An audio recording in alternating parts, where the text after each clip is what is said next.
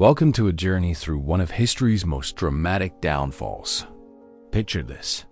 It's 117 Adura, and you're standing at the edge of the known world. Before you stretches the greatest empire humanity has ever seen. Roman legions march from the fog-shrouded hills of Britain to the sun-baked sands of Egypt.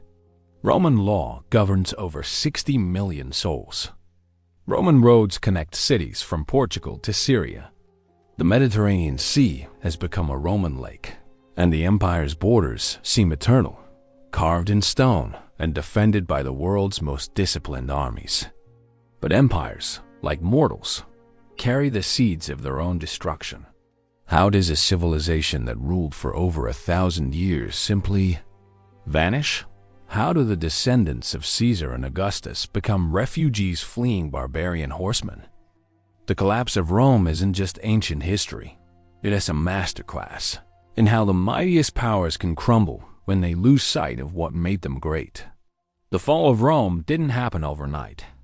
It was a slow-motion catastrophe spanning centuries, filled with civil wars, plagues, economic collapse, and barbarian invasions. It's a story of brilliant emperors and mad tyrants, of Christian transformation and pagan twilight, of heroes who tried to save the empire and villains who hastened its doom. Today, we'll witness the death throes of the ancient world and the birth of a new age. The question isn't just how Rome fell, it is how it managed to survive as long as it did. Chapter 1. The Height of Glory. The year is 98 AD, and Emperor Trajan stands before the Senate, his weathered face bearing the confidence of a man who has never known defeat. Around him, senators from across the known world Gauls. Spaniards, Africans, Greeks nod in approval as he outlines his vision for Roman expansion. This is Rome at its absolute zenith, an empire so vast and powerful that its citizens believe it will last forever. Under Trajan's rule, the empire reaches its greatest territorial extent. Roman eagles fly over Dacia's gold mines, ensuring a steady flow of wealth into imperial coffers. The conquest brings not just treasure, but 650,000 Dacian prisoners who will build monuments to Roman glory. In the east, Trajan's legions push beyond the Euphrates, briefly making Armenia, Mesopotamia, and Assyria Roman provinces. For a brief, shining moment, Roman ships sailed the Persian Gulf. The numbers tell the story of imperial dominance. Over 5 million square kilometers of territory, stretching 4,000 kilometers from east to west. The Roman army numbers nearly 400,000 professional soldiers, supported by auxiliary forces that bring the total to over 600,000 men. 28 legions guard the frontiers, their bronze eagles symbols of Roman invincibility. The empire's population reaches 65 million, making it the largest political entity the world has ever seen. But Trajan's conquests mask growing structural problems. The cost of constant warfare strains imperial finances, even with Dacian gold.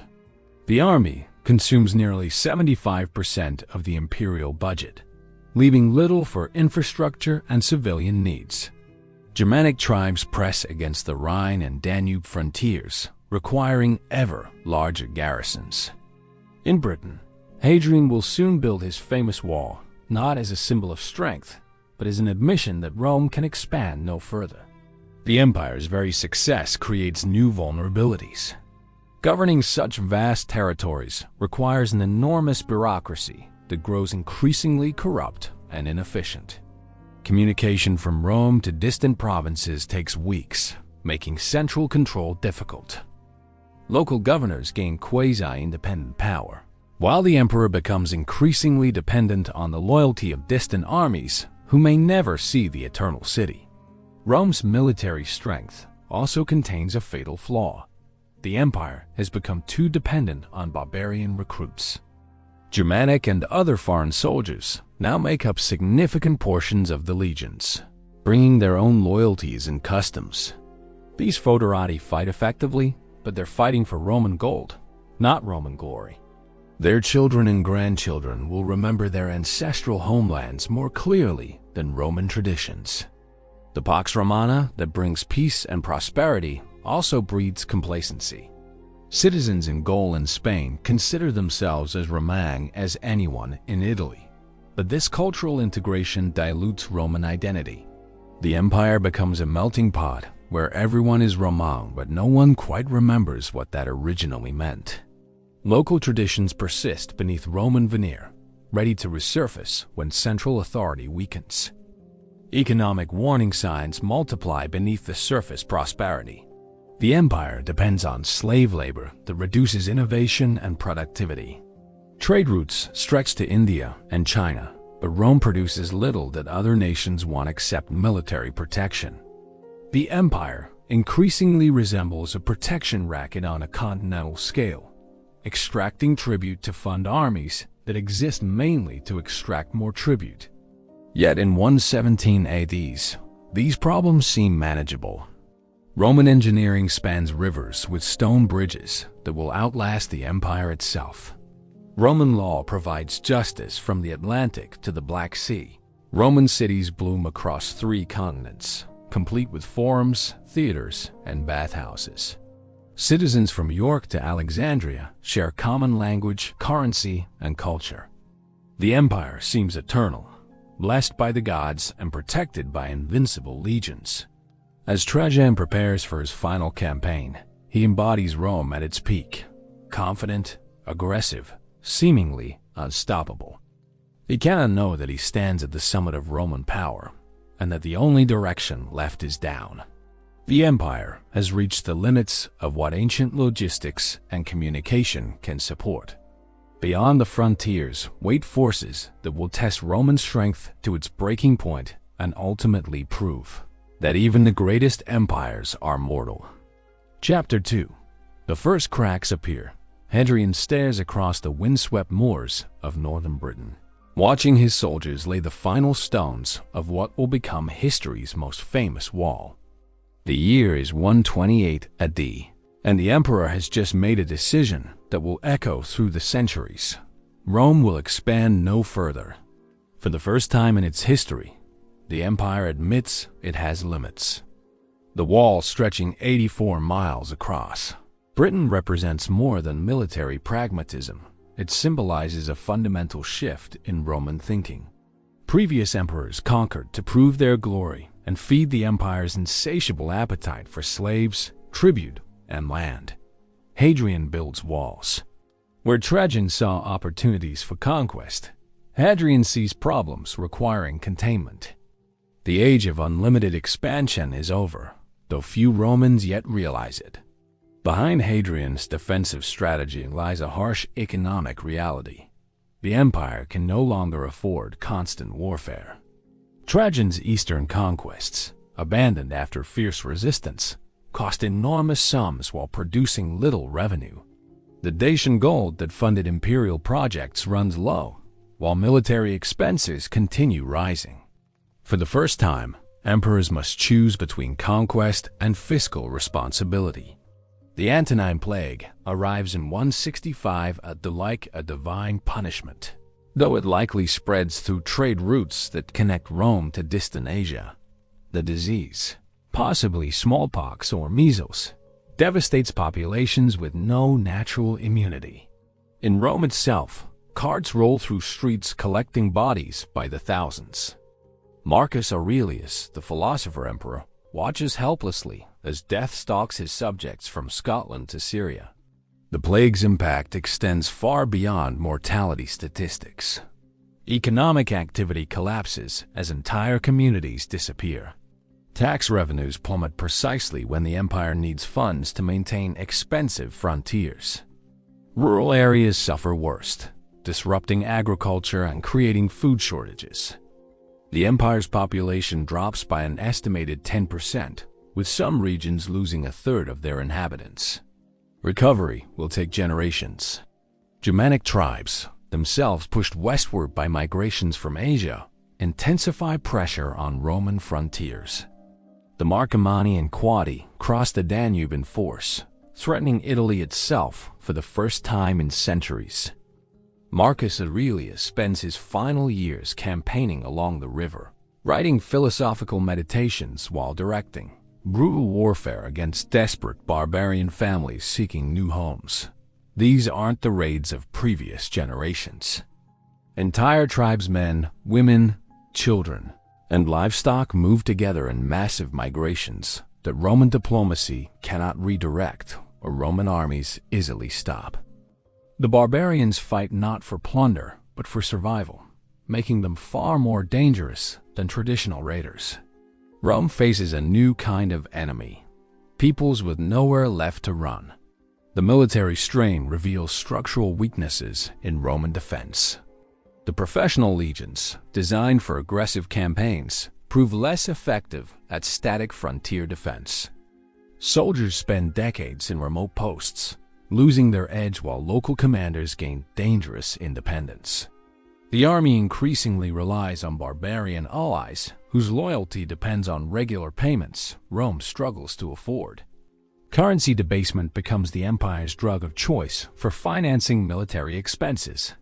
Silver content in denarii drops from 98% under Trajan to 70% under Marcus Aurelius. This inflation tax hits hardest those least able to bear it: soldiers on fixed salaries and urban poor, dependent on government grain distributions. The empire slowly poisons its own monetary system to fund immediate military needs.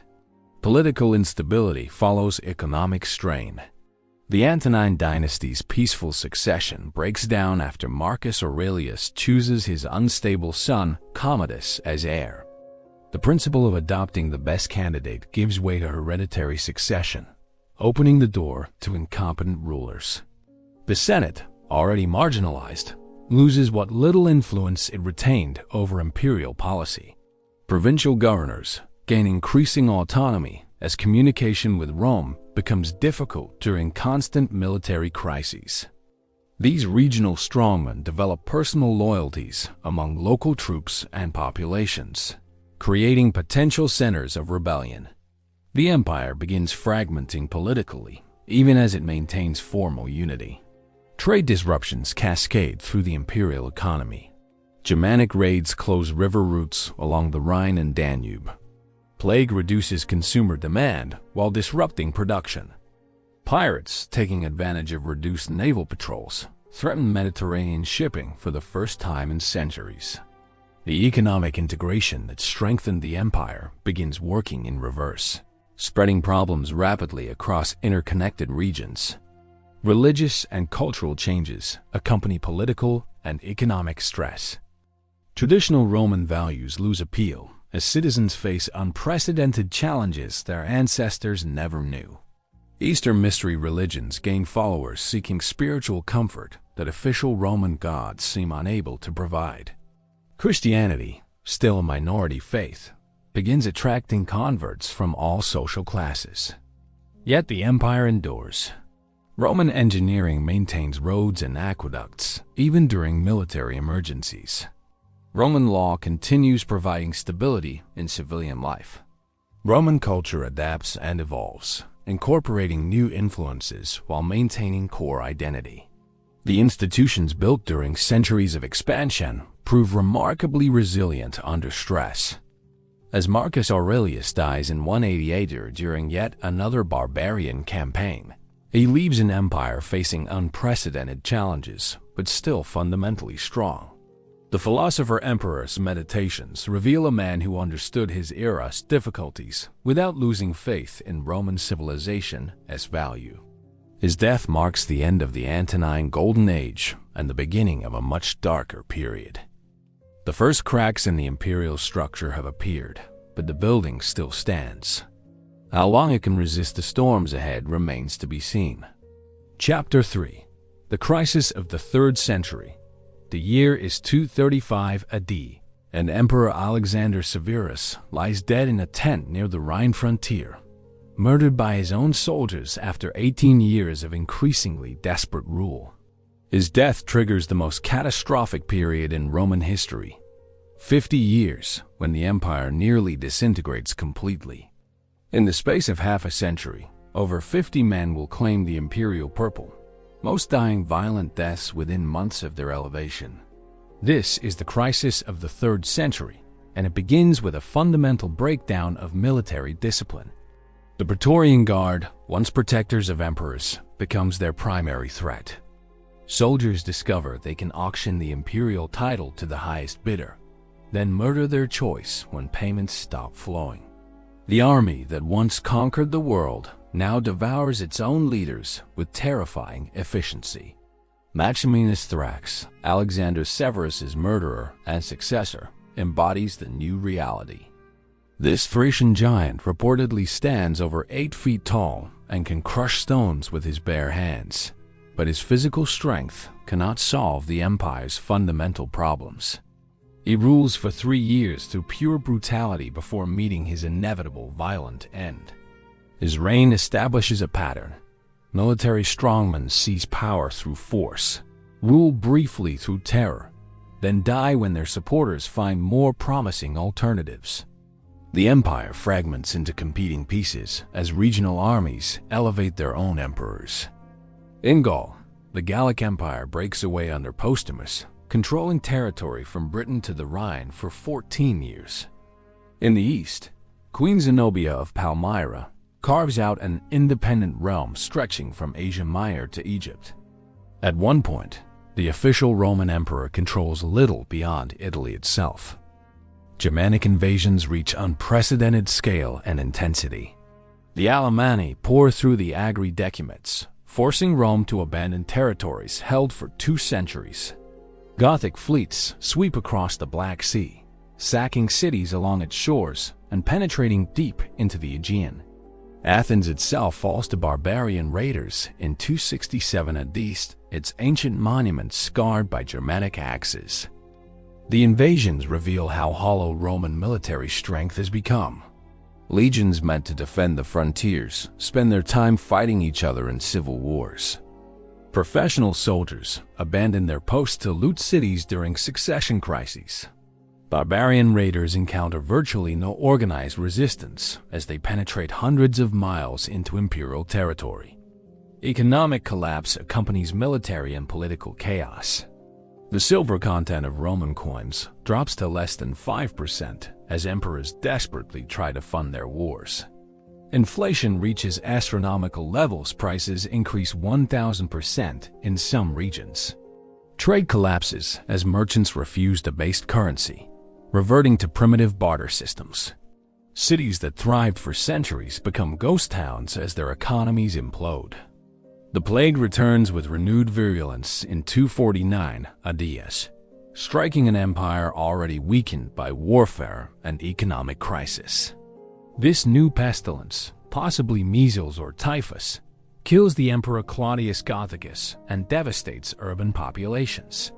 Contemporary sources describe cities where the dead outnumber the living, with corpses rotting in streets because survivors lack strength to bury them. Climate change compounds human disasters.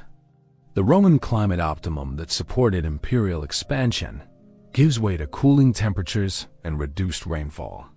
Crop yields decline across the empire, triggering famines that drive desperate populations to brigandage.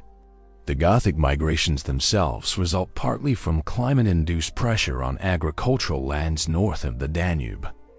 Regional variations in crisis impact create further divisions within the empire. Egypt's natural fertility protects it from the worst economic disruptions, while heavily militarized frontier provinces suffer continuous devastation. Urban centers in Gaul and Germany shrink dramatically as trade networks collapse, but rural areas sometimes benefit from reduced tax pressure as central authority weakens. Yet even in this darkest hour, Roman resilience shows through. Cities build defensive walls for the first time in centuries, demonstrating civic spirit despite imperial chaos. Provincial governors maintain law and order in their territories, even when they receive no support from distant emperors. The Roman legal system continues functioning at local levels, providing stability amid political turbulence. Religious transformation accelerates during the crisis years.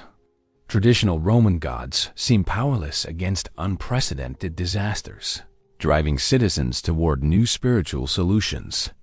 Christianity gains converts rapidly, offering community support and hope for afterlife rewards that compensate for earthly suffering.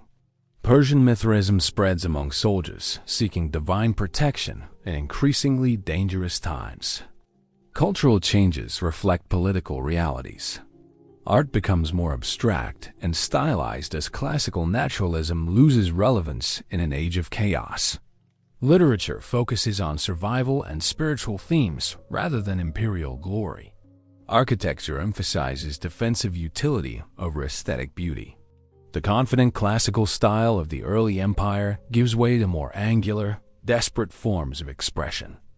The crisis reaches its nadir around 260 AD when Emperor Valerian suffers the ultimate humiliation capture by Persian forces while campaigning in the east. Persian King Shapur the first reportedly uses the Roman emperor as a human footstool, a degradation that shocks the ancient world. For the first time in 8 centuries, a Roman emperor becomes another ruler's prisoner. But even as the empire appears to be disintegrating, the seeds of recovery take root. Military reforms gradually restore discipline as successful generals eliminate rivals and consolidate power. Economic innovations, including new tax systems and currency reforms, begin addressing fiscal problems. Most importantly, the crisis produces leaders tough enough to survive this crucible and rebuild what seemed irretrievably broken. As the 3rd century draws to a close, the empire stands at a crossroads. The old Rome of the Caesars lies in ruins, its institutions shattered and its confidence broken. But from this devastation, a new kind of empire will emerge, more militarized, more bureaucratic, more autocratic, but also more resilient. The crisis that nearly destroyed Rome will ultimately transform it into something that can survive for another 1,000 years. Chapter 4. The soldier emperors fight back in 284 AD. Diocletian stands before the assembled legions at Nicomedia, his scarred hands gripping the purple cloak that marks him as Rome's latest emperor.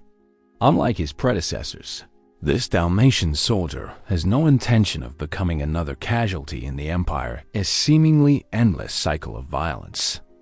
As he surveys the disciplined ranks before him, Diocletian is already planning the most radical transformation in Roman history, a complete restructuring of how the Thracians, as a Hambles, plan the most radical transformation in Roman history, a complete restructuring of how the empire governs itself. The crisis that elevated Diocletian to power also created the conditions for his solution. 50 years of chaos have eliminated everyone except the strongest, most adaptable leaders. The empire's near-death experience teaches harsh lessons about survival that peacetime rulers never needed to learn. Diocletian represents a new breed of emperor, practical, ruthless, and utterly focused on results rather than traditional forms. Diocletian's first revolutionary decision breaks centuries of precedent. He divides imperial power among 4 rulers in the tetrarchy system. 2 senior Augusti and 2 junior Caesars will govern different regions, ensuring that rebellion in one area doesn't paralyze the entire empire.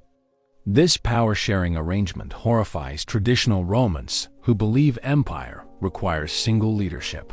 But Diocletian cares nothing for their objections. The tetrarchy proves brilliantly effective. When usurpers arise in Egypt and Britain, legitimate rulers can respond immediately without crossing vast territories. Provincial governors face multiple imperial centers, making rebellion far more difficult to coordinate. The system's built-in succession mechanism Caesars automatically become. Augusti eliminates the military coups that plagued previous decades. Military reform accompanies political innovation. Diocletian expands the army to over 650,000 men, while fundamentally changing its structure. Traditional legions remain for major campaigns, but new mobile units provide rapid response to threats anywhere in the empire. Frontier armies become hereditary castes, with sons required to follow their fathers into military service, ensuring adequate recruitment while binding border populations to imperial defense. The economic transformation proves equally dramatic. Diocletian's edict on maximum prices attempts to control inflation through wage and price controls, backed by death penalties for violations. Though ultimately unsuccessful, the edict demonstrates the new autocratic approach to governance. Imperial control extends into every aspect of economic life, from currency production to tax collection. Tax reform creates a more efficient but harsher fiscal system. The new land tax, calculated in standardized units that account for soil quality and crops, generates reliable revenue while reducing corruption opportunities. Professional tax collectors replace local officials, creating an imperial bureaucracy that reaches into every community. Citizens complain about increased tax burdens, but revenues flow steadily into imperial coffers for the first time in generations. Administrative changes centralize power while improving efficiency. Diocletian separates civil and military commands, preventing governors from using local armies for rebellion. The imperial court grows dramatically, with elaborate ceremonies designed to emperor's sacred character. Citizens must prostrate themselves before the emperor, acknowledging his semi-divine status. Religious policy reflects the new autocracy's need for unity. Diocletian launches the last great persecution of Christians in 303 AD, demanding universal sacrifice to traditional Roman gods. The persecution's ferocity, churches burned, scriptures destroyed, clergy executed, reveals how seriously the emperor takes religious conformity. He views Christianity as a threat to imperial unity that must be eliminated completely. Yet the persecution ultimately fails, demonstrating Christianity's growing strength even as it reveals imperial weakness. Christian communities survive underground networks, while many pagans find the persecution excessive. Diocletian's successor, Constantine, will draw opposite conclusions about Christianity's role in imperial politics. The Tetrarchy's success creates its own problems. When Diocletian voluntarily abdicates in 305 AD, the first emperor ever to retire peacefully, the power-sharing system begins breaking down. Personal ambitions override institutional arrangements as each tetrarch's sons demand succession rights. The careful balance Diocletian created collapses into familiar civil warfare. Constantine emerges victorious from the Tetrarchy's collapse, but his rise involves innovations as radical as Diocletian's reforms. In 312 AD, before the Battle of the Milvian Bridge, Constantine reports a vision of Christ promising victory.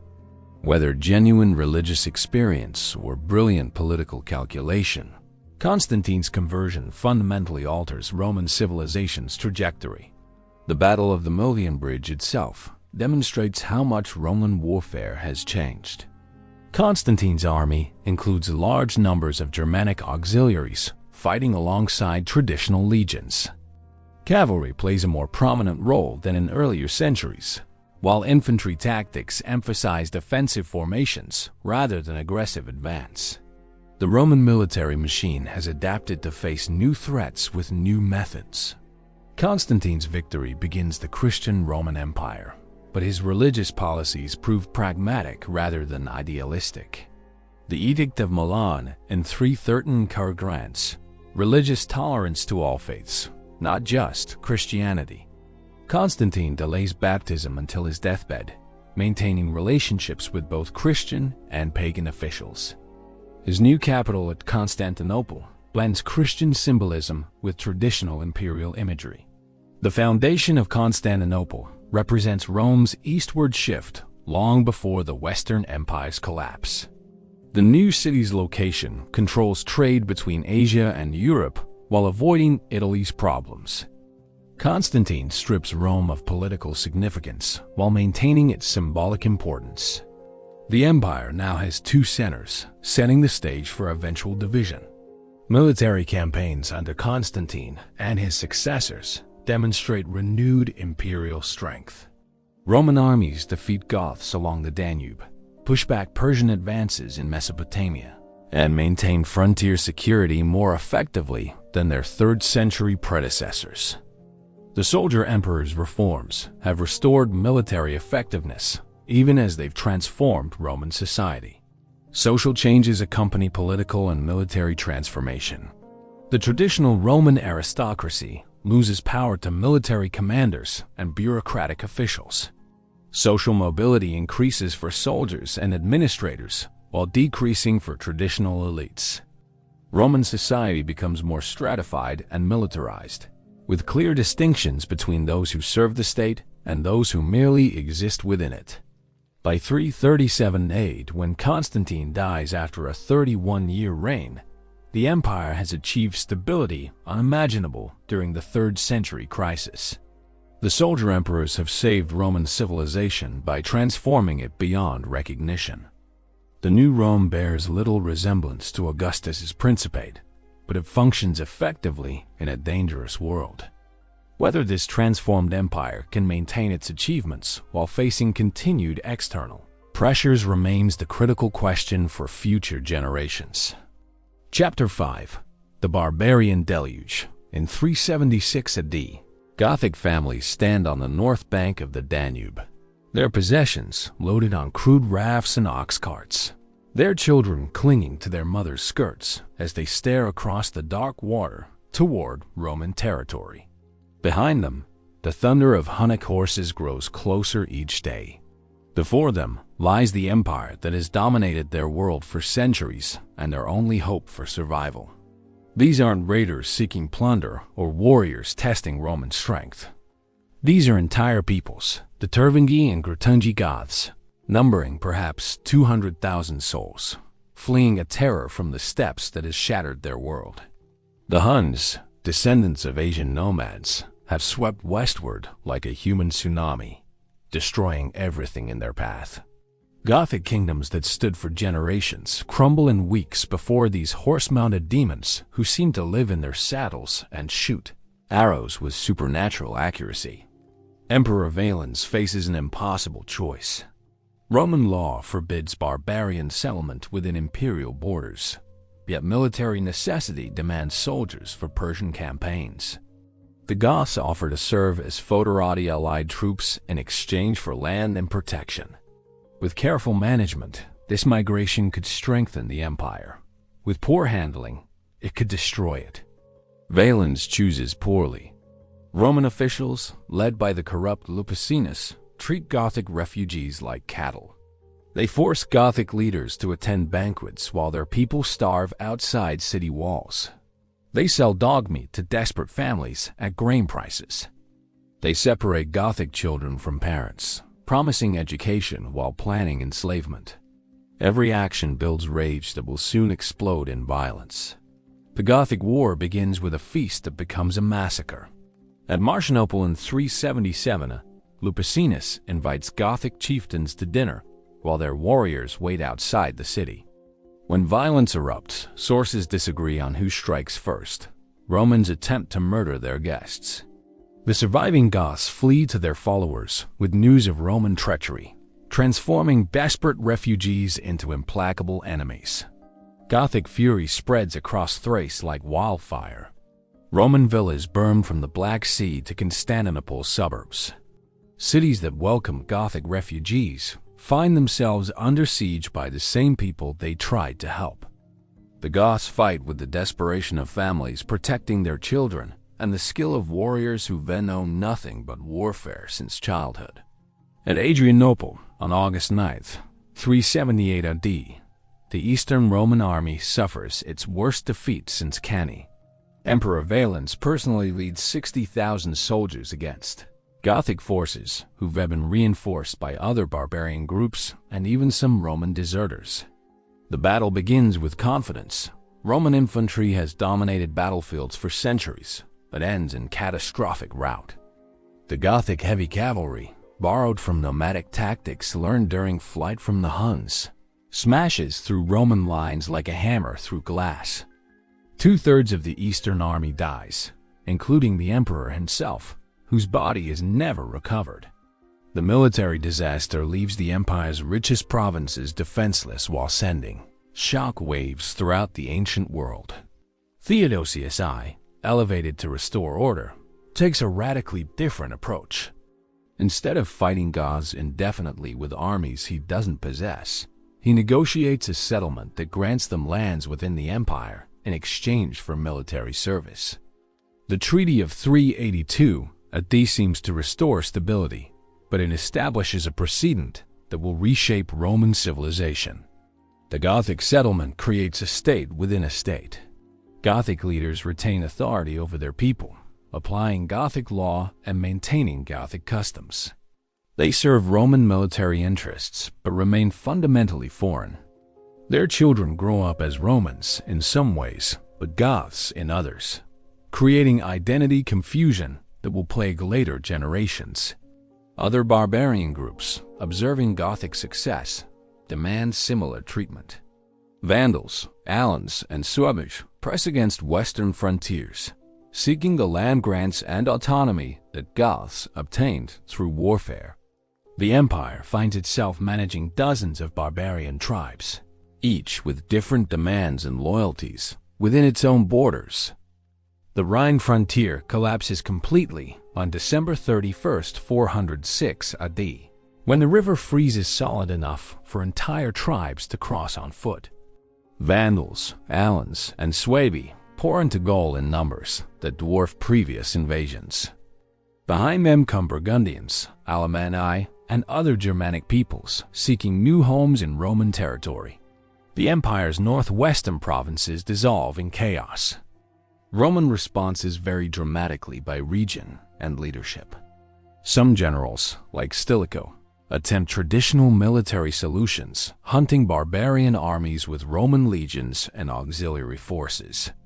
Others, like Constantius III, prefer diplomatic approaches that grant barbarians land in exchange for military service. Both strategies achieve temporary successes, but fail to address underlying problems. The barbarian peoples themselves undergo transformation during this period. Tribal confederations that crossed Roman frontiers break apart under pressure of new environments and opportunities. Some groups maintain traditional structures under Roman oversight, while others adapt quickly to Roman ways. Intermarriage between Romans and barbarians becomes common despite legal prohibitions. Alaric I epitomizes the new barbarian leadership. Born within Roman territory, educated in Roman ways, baptized as a Christian, he serves in Roman armies before becoming king of the Visigoths. His demands seem reasonable: permanent lands for his people and official recognition of their autonomy. But they require Romans to accept permanent barbarian presence within the empire. When negotiations with Alaric fail repeatedly, he demonstrates barbarian power by sacking Rome itself in 410 AD. The psychological impact exceeds the physical damage. The Eternal City, unviolated by foreign enemies for 8 centuries, falls to a barbarian army. Citizens throughout the empire wonder if Roman power is ending and barbarian rule beginning. Yet the sack of Rome also reveals barbarian limitations. Alaric controls the city for only 3 days before moving on, seeking permanent settlement for his people rather than temporary plunder.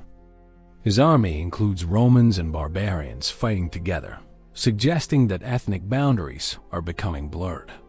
The new barbarian kingdoms emerging across the empire blend Roman and Germanic traditions in ways neither side originally intended.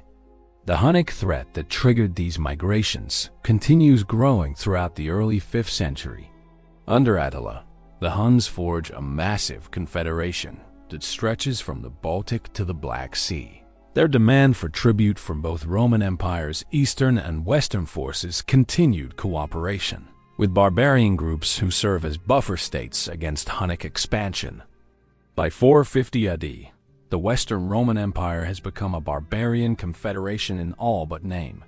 Visigothic kings rule Spain, Vandal kings rule North Africa, Burgundian kings rule Eastern Gaul, and various other barbarian leaders control much of what was once Roman territory. Yet these kingdoms maintain Roman administrative practices, Roman legal traditions, and Roman cultural forms, even while rejecting Roman political authority. The barbarian deluge hasn't destroyed Roman civilization, it has transformed it beyond recognition.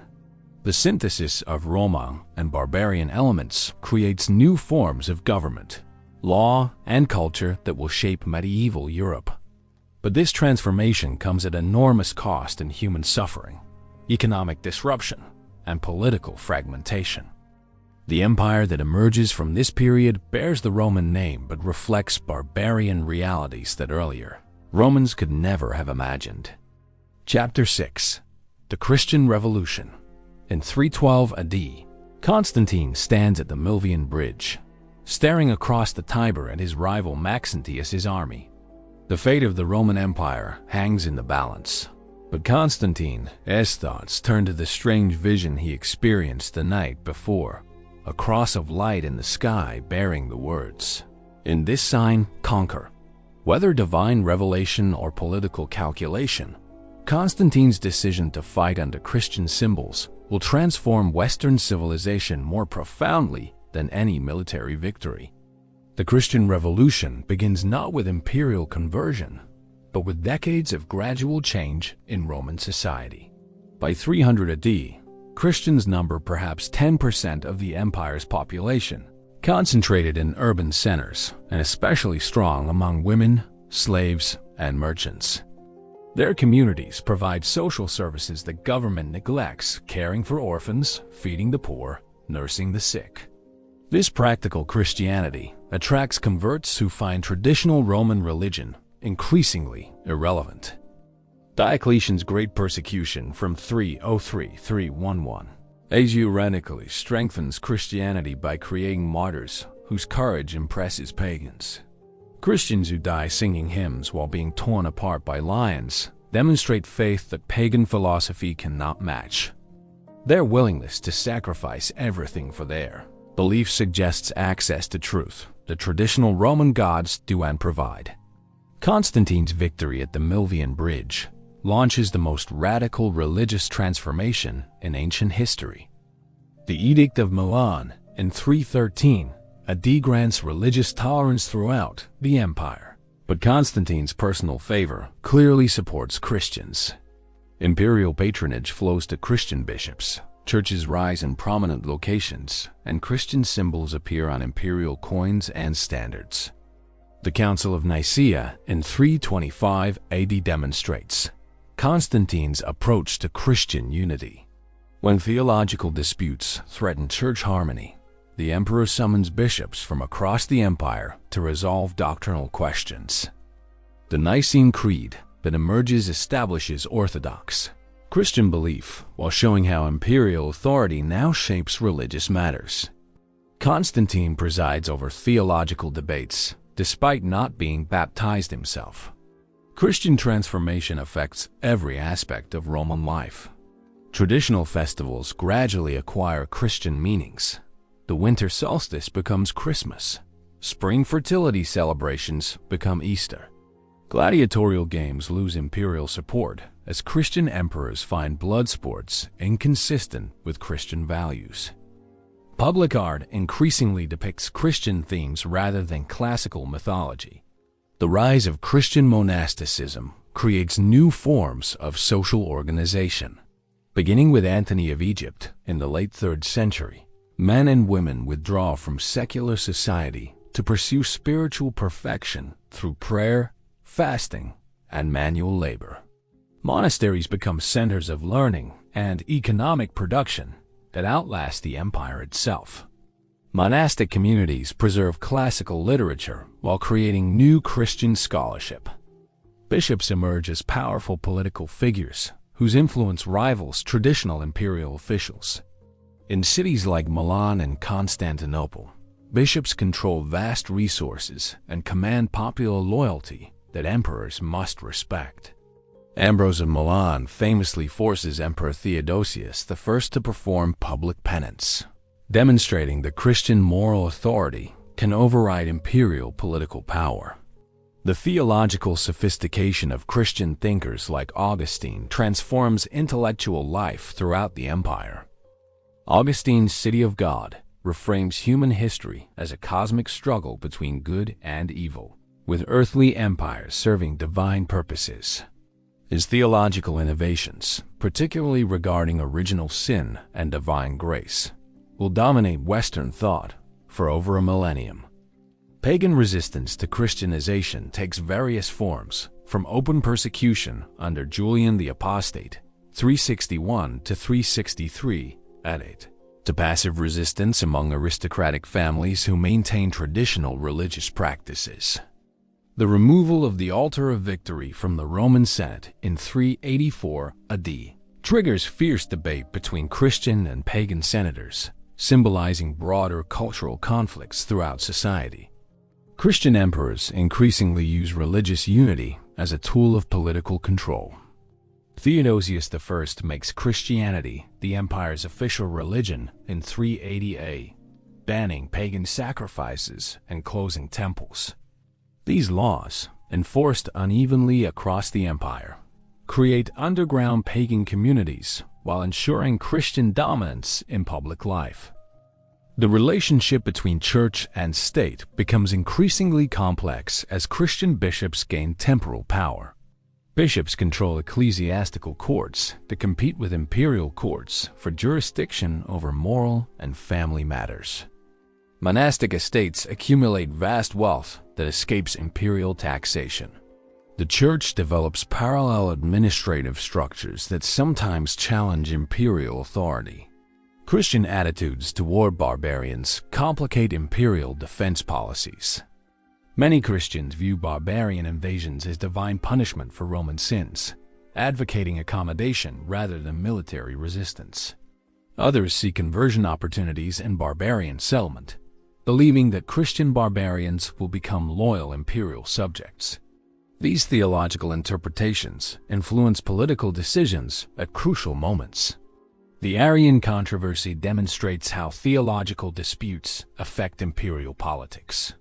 Arian Christianity, which denies Christ's full divinity, gains support among Gothic and other barbarian groups. When these Arian barbarians settle within the empire, religious differences compound ethnic tensions. Orthodox Christian emperors must decide whether Arian barbarian allies are preferable to pagan enemies. Christian art and architecture transform imperial visual culture. The Great Basilica of St. Peter's in Rome, begun by Constantine, establishes architectural forms that will influence Western building for centuries. Christian mosaics in Ravenna blend imperial iconography with religious themes, creating new artistic vocabularies that express both political and spiritual authority. The growth of Christian pilgrimage creates new economic activities while strengthening religious identity. Routes to Jerusalem, Rome, and other holy sites become major trade networks that connect distant regions. Pilgrimage centers develop complex infrastructures, hostels, guides, relic vendors that support thousands of travelers seeking spiritual benefits. Christian education gradually replaces classical pagan learning. Christian schools emphasize theological study over rhetoric and philosophy, though they preserve classical texts for their linguistic value. The transformation from pagan to Christian education changes how educated Romans understand their world and their place in it. Women's roles change significantly under Christian influence. While Christianity offers new spiritual opportunities, female martyrs, abbesses, mystics, it also restricts women's public participation more severely than pagan tradition. The cult of the Virgin Mary provides new models of female sanctity while reinforcing ideals of sexual purity that limit women's autonomy.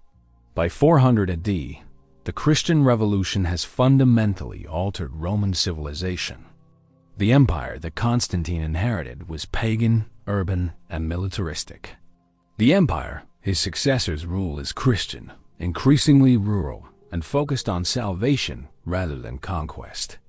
This transformation provides new sources of unity and purpose while creating tensions with traditional Roman values. The Christian empire faces unique challenges that pagan Rome never knew. Theological disputes divide Christians themselves, requiring imperial intervention in religious matters. Barbarian converts bring their own interpretations of Christianity that conflict with Roman orthodoxy. The growing power of bishops creates rival centers of authority that compete with imperial administration. Yet Christianity also provides resources for survival that pagan Rome lacked. Christian communities maintain social cohesion during political chaos. Monastic centers preserve learning and economic activity when cities decline. The universal character of Christian faith offers hope for uniting diverse populations under common religious identity. The Christian Revolution represents both triumph and tragedy. Triumph because it creates new forms of meaning and community that outlast the empire itself. Tragedy because it contributes to the very imperial weakness that permits barbarian conquest. The God who promises eternal life in heaven provides less obvious support for temporal empire on earth. Chapter 7. The Economic Collapse in 440 AD. A Roman merchant named Quintus Aurelius stands in what was once the bustling forum of Trier, staring at weeds growing through cracked marble pavement. Empty shops surround him, their bronze shutters green with corrosion. The silence where thousands once conducted business tells the story of economic collapse more eloquently than any imperial decree. The Western Roman economy, once the engine of Mediterranean prosperity, is grinding to a halt. The transformation is breathtaking in its speed and scope.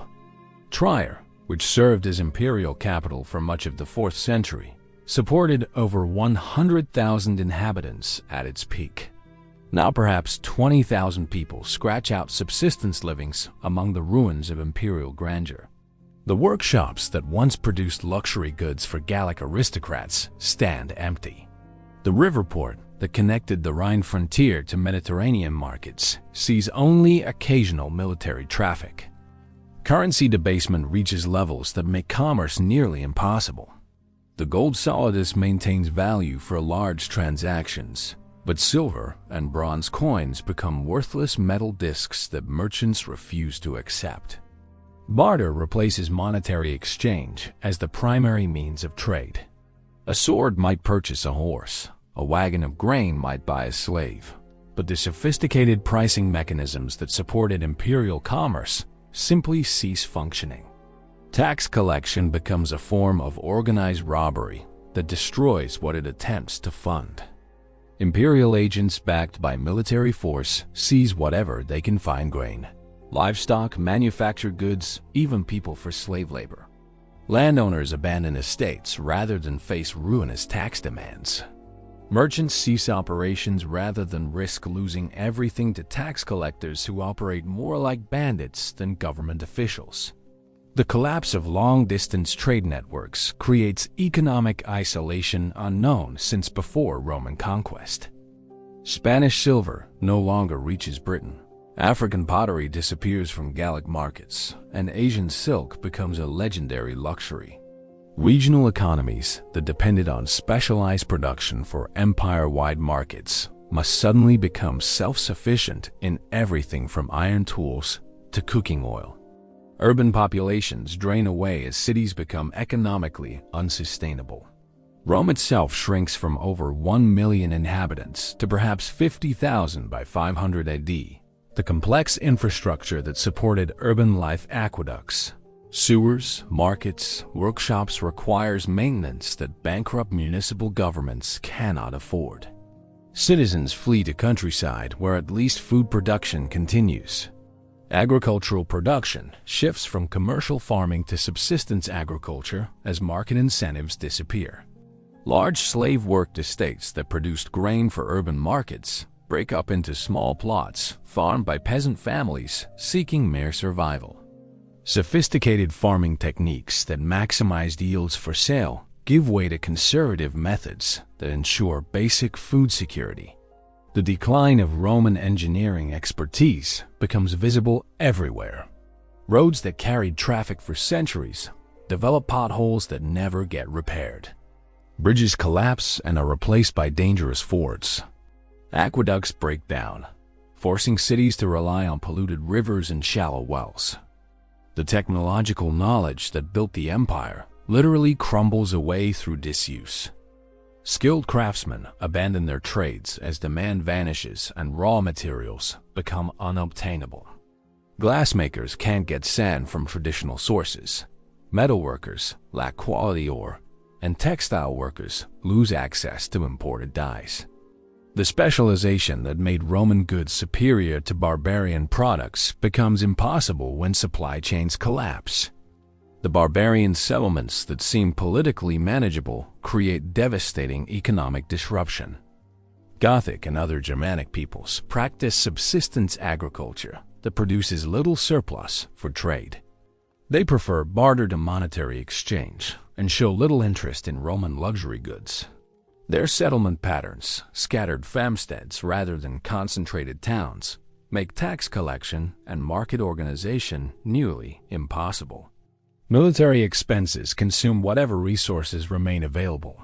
Feeding, equipping, and paying armies requires enormous expenditures that produce no economic return. The empire becomes trapped in a vicious cycle where military expenses necessary for survival prevent the economic recovery that could make survival possible. Corruption flourishes in the chaos as officials at every level steal whatever they can before central authority collapses completely. Provincial governors sell military supplies to barbarians. Tax collectors pocket imperial revenues, and generals auction military commands to the highest bidders. The administrative apparatus becomes a criminal organization masquerading as government. Inflation reaches levels that destroy savings and make financial planning impossible. Prices can double in months, making long-term contracts meaningless. People with fixed incomes, soldiers, bureaucrats, urban workers, find their wages worthless almost immediately after payment.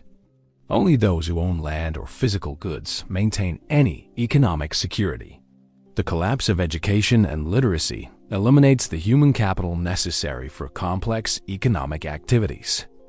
As schools close and libraries disappear, the knowledge needed for engineering, accounting, and administration vanishes. Within generations, skills that took centuries to develop are simply forgotten. Regional variations in economic decline create new patterns of inequality. Areas under direct barbarian control sometimes prosper as new rulers establish stability and encourage production. Regions still under Roman administration often suffer worse economic conditions as imperial taxes drain resources without providing security or services. The Christian Church becomes the only institution capable of maintaining economic activities across broad regions. Monasteries develop into centers of production and trade that fill some functions of collapsed urban economies. Bishops control resources that rival imperial officials, providing services that secular government can no longer afford. Yet, economic decline isn't uniform or irreversible. Some regions develop new forms of prosperity based on local resources and reduced imperial interference. Barbarian kingdoms that establish stable governments sometimes achieve economic growth that surpasses late imperial performance. The economic collapse destroys the old Roman system but creates space for new forms of economic organization. Archaeological evidence reveals the transformation's material impact. Luxury goods disappear from archaeological sites, replaced by crude local products. Building construction drops dramatically in quality and quantity. Coin hoards increase as people bury money they expect never to retrieve, suggesting widespread fear about the future. The demographic impact compounds economic problems. Plague, warfare, and economic disruption reduce populations throughout the Western Empire. Abandoned farms revert to wilderness, empty cities become ruins, and skilled populations emigrate to more prosperous regions in the East. The human resources necessary for economic recovery simply disappear. By 450 AD, the Western Roman economy has reverted to conditions not seen since before the Punic Wars. Local production for local consumption replaces empire-wide commercial networks. Subsistence agriculture dominates economic activity. Barter replaces monetary exchange. The economic foundations that supported Roman civilization for centuries have dissolved, leaving only scattered ruins and fading memories of former prosperity. This economic collapse dooms any attempt at imperial restoration. Without tax revenues, emperors cannot maintain armies. Without armies, they cannot control territory. Without territorial control, they cannot collect taxes.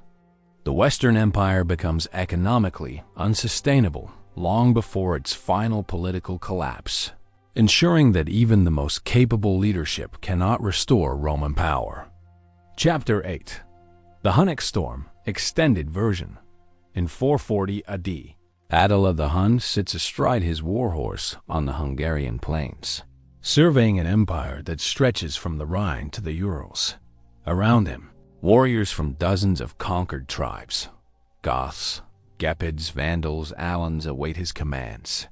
No barbarian leader has ever wielded such power, and no threat has ever terrified both Roman empires more completely. The man Romans call the Scourge of God is about to unleash forces that will reshape the ancient world. Attila represents the culmination of a century-long Hunnic expansion that began in the Asian steppes and rolled westward like an unstoppable avalanche. The Huns aren't simply another barbarian tribe seeking Roman lands. They were nomadic conquerors whose entire civilization revolves around warfare and tribute extraction. Their arrival transforms every political calculation in late antiquity. The origins of Hunnic power lie in the transformation of Eurasian steppe politics during the 4th century. Climate cooling and demographic pressure forced nomadic peoples westward in massive migrations that dwarf even the Germanic movements threatening Roman frontiers. The Huns emerged from this chaos as the dominant steppe confederation, absorbing or destroying rival groups while perfecting military techniques that make them nearly invincible in open warfare.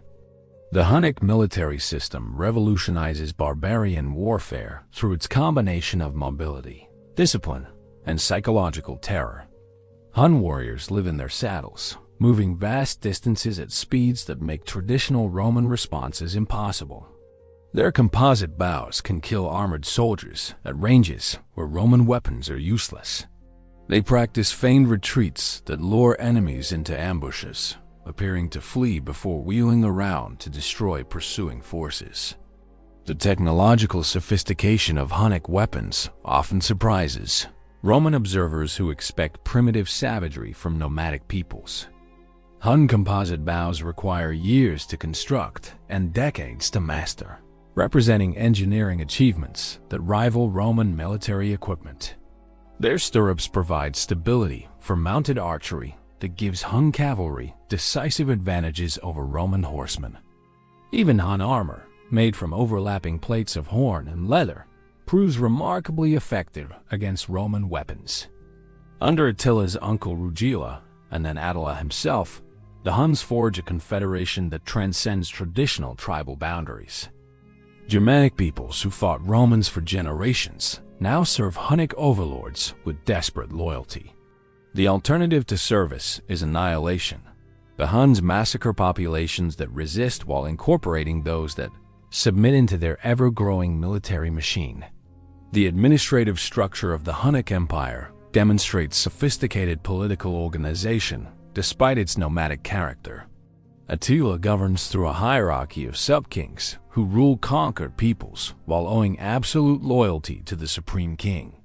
This system allows rapid military mobilization while maintaining control over diverse ethnic groups.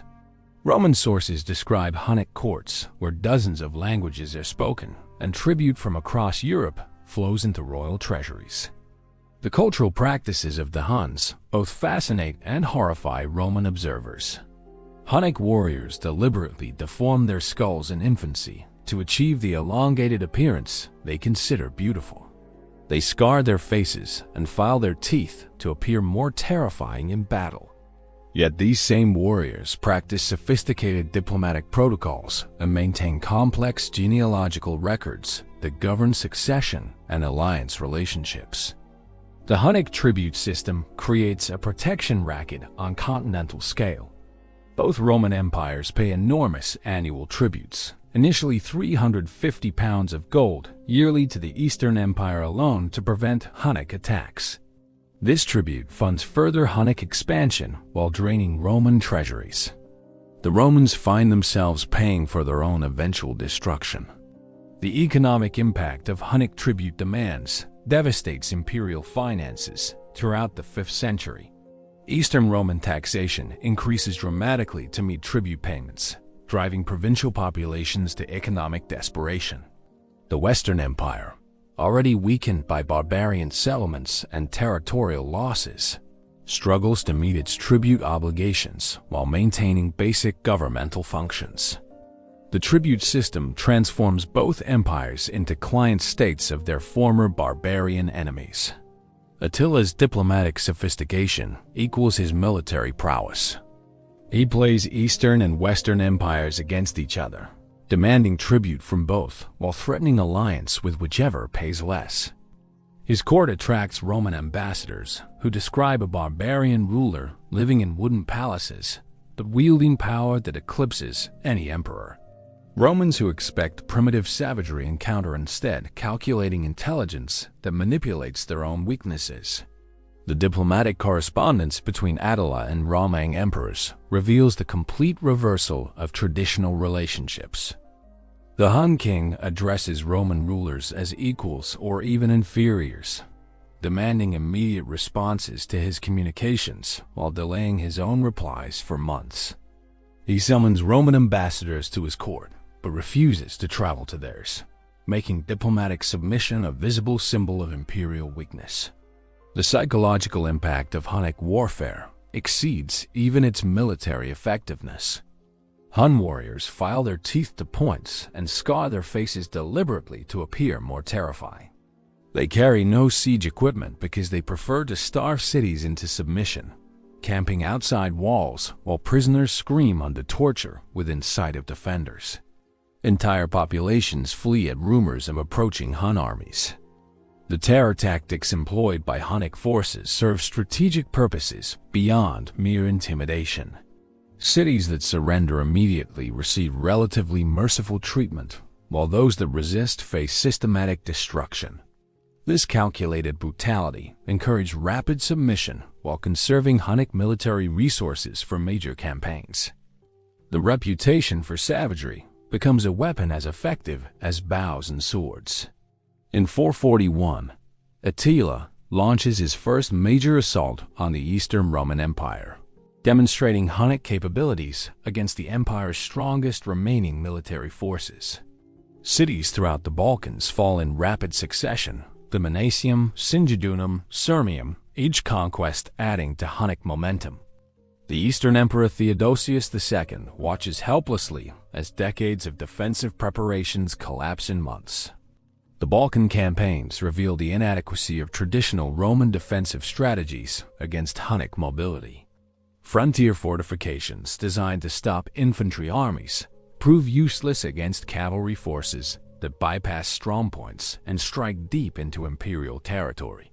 Roman armies, trained for pitched battles, cannot catch Hunnic raiders who appear suddenly, devastate specific targets, and disappear before reinforcements arrive. The siege of Constantinople in 447 AD brings Hunnic power to its apex. Attila's armies reach the very walls of the eastern capital, close enough that defenders can see individual Hun warriors watering their horses in the Bosphorus. Only massive tribute payments, 6,000 pounds of gold plus annual payments tripled to 2,100 pounds, convince Attila to withdraw. The Eastern Empire survives by purchasing peace at ruinous cost. The negotiations that end the 447 AD siege demonstrate Hunnic diplomatic skills and Roman desperation.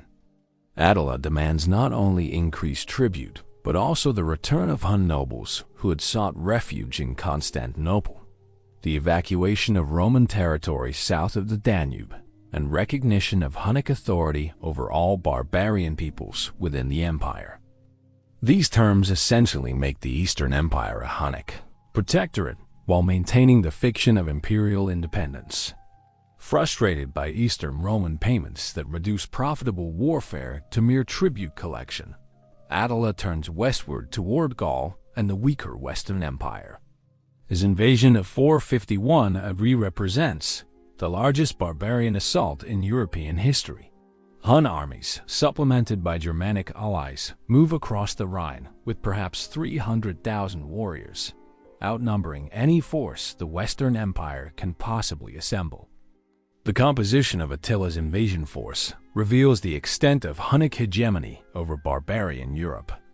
Ostrogoths and Gepids provide heavy cavalry. Rugians and Syrians contribute infantry, while various Alan groups add their own mounted archers.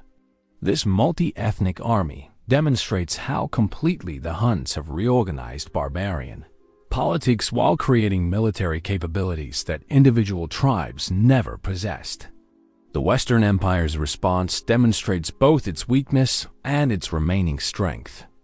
Emperor Valentinian III can field only a fraction of Attila's numbers, but Roman diplomacy achieves what Roman arms cannot. Aetius, the last great Roman general, forges an alliance with Visigothic King Theodoric and other barbarian rulers who fear Hunnic domination more than Roman authority. The alliance forged against Attila represents a fundamental shift in European politics. Romans and Visigoths, enemies for over a century, unite against a common threat that endangers both their civilizations. This cooperation establishes precedents for the Romano-barbarian kingdoms that will emerge from the empire's ruins, while demonstrating that ethnic hostility can be overcome by shared political interests. The Battle of the Catalonian Plains on June 20, 451 AD becomes one of history's most decisive encounters. Romans, Visigoths, Franks, and other Germanic peoples unite against the Hunnic Confederation in fighting that contemporary sources describe as apocalyptic. King Theodoric dies leading a Visigothic charge, but his sacrifice helps break Hunnic momentum. Attila withdraws, his aura of invincibility shattered. The tactical details of the Catalonian Plains battle reveal the evolution of late antique warfare. Traditional Roman infantry formations prove less effective than barbarian cavalry charges, while Hunnic horse archery meets its match in Germanic heavy cavalry. The battle demonstrates that military superiority now belongs to peoples who can combine Roman organizational skills with barbarian tactical innovations. The battle's aftermath reveals how completely the barbarian migrations have transformed Roman politics. Romans and Goths fight side by side as allies, while other Germanic peoples serve in Attila's army. Ethnic boundaries blur as political loyalties shift according to immediate military necessities. The concept of Roman versus barbarian becomes increasingly meaningless. Attila's invasion of Italy in 452 AD demonstrates Hunnic resilience despite the Gallic setback. Hun forces sweep through the Po Valley, sacking Aquileia so thoroughly that survivors flee to islands in the Venetian lagoon, the future site of Venice. Milan and other major cities open their gates rather than face destruction.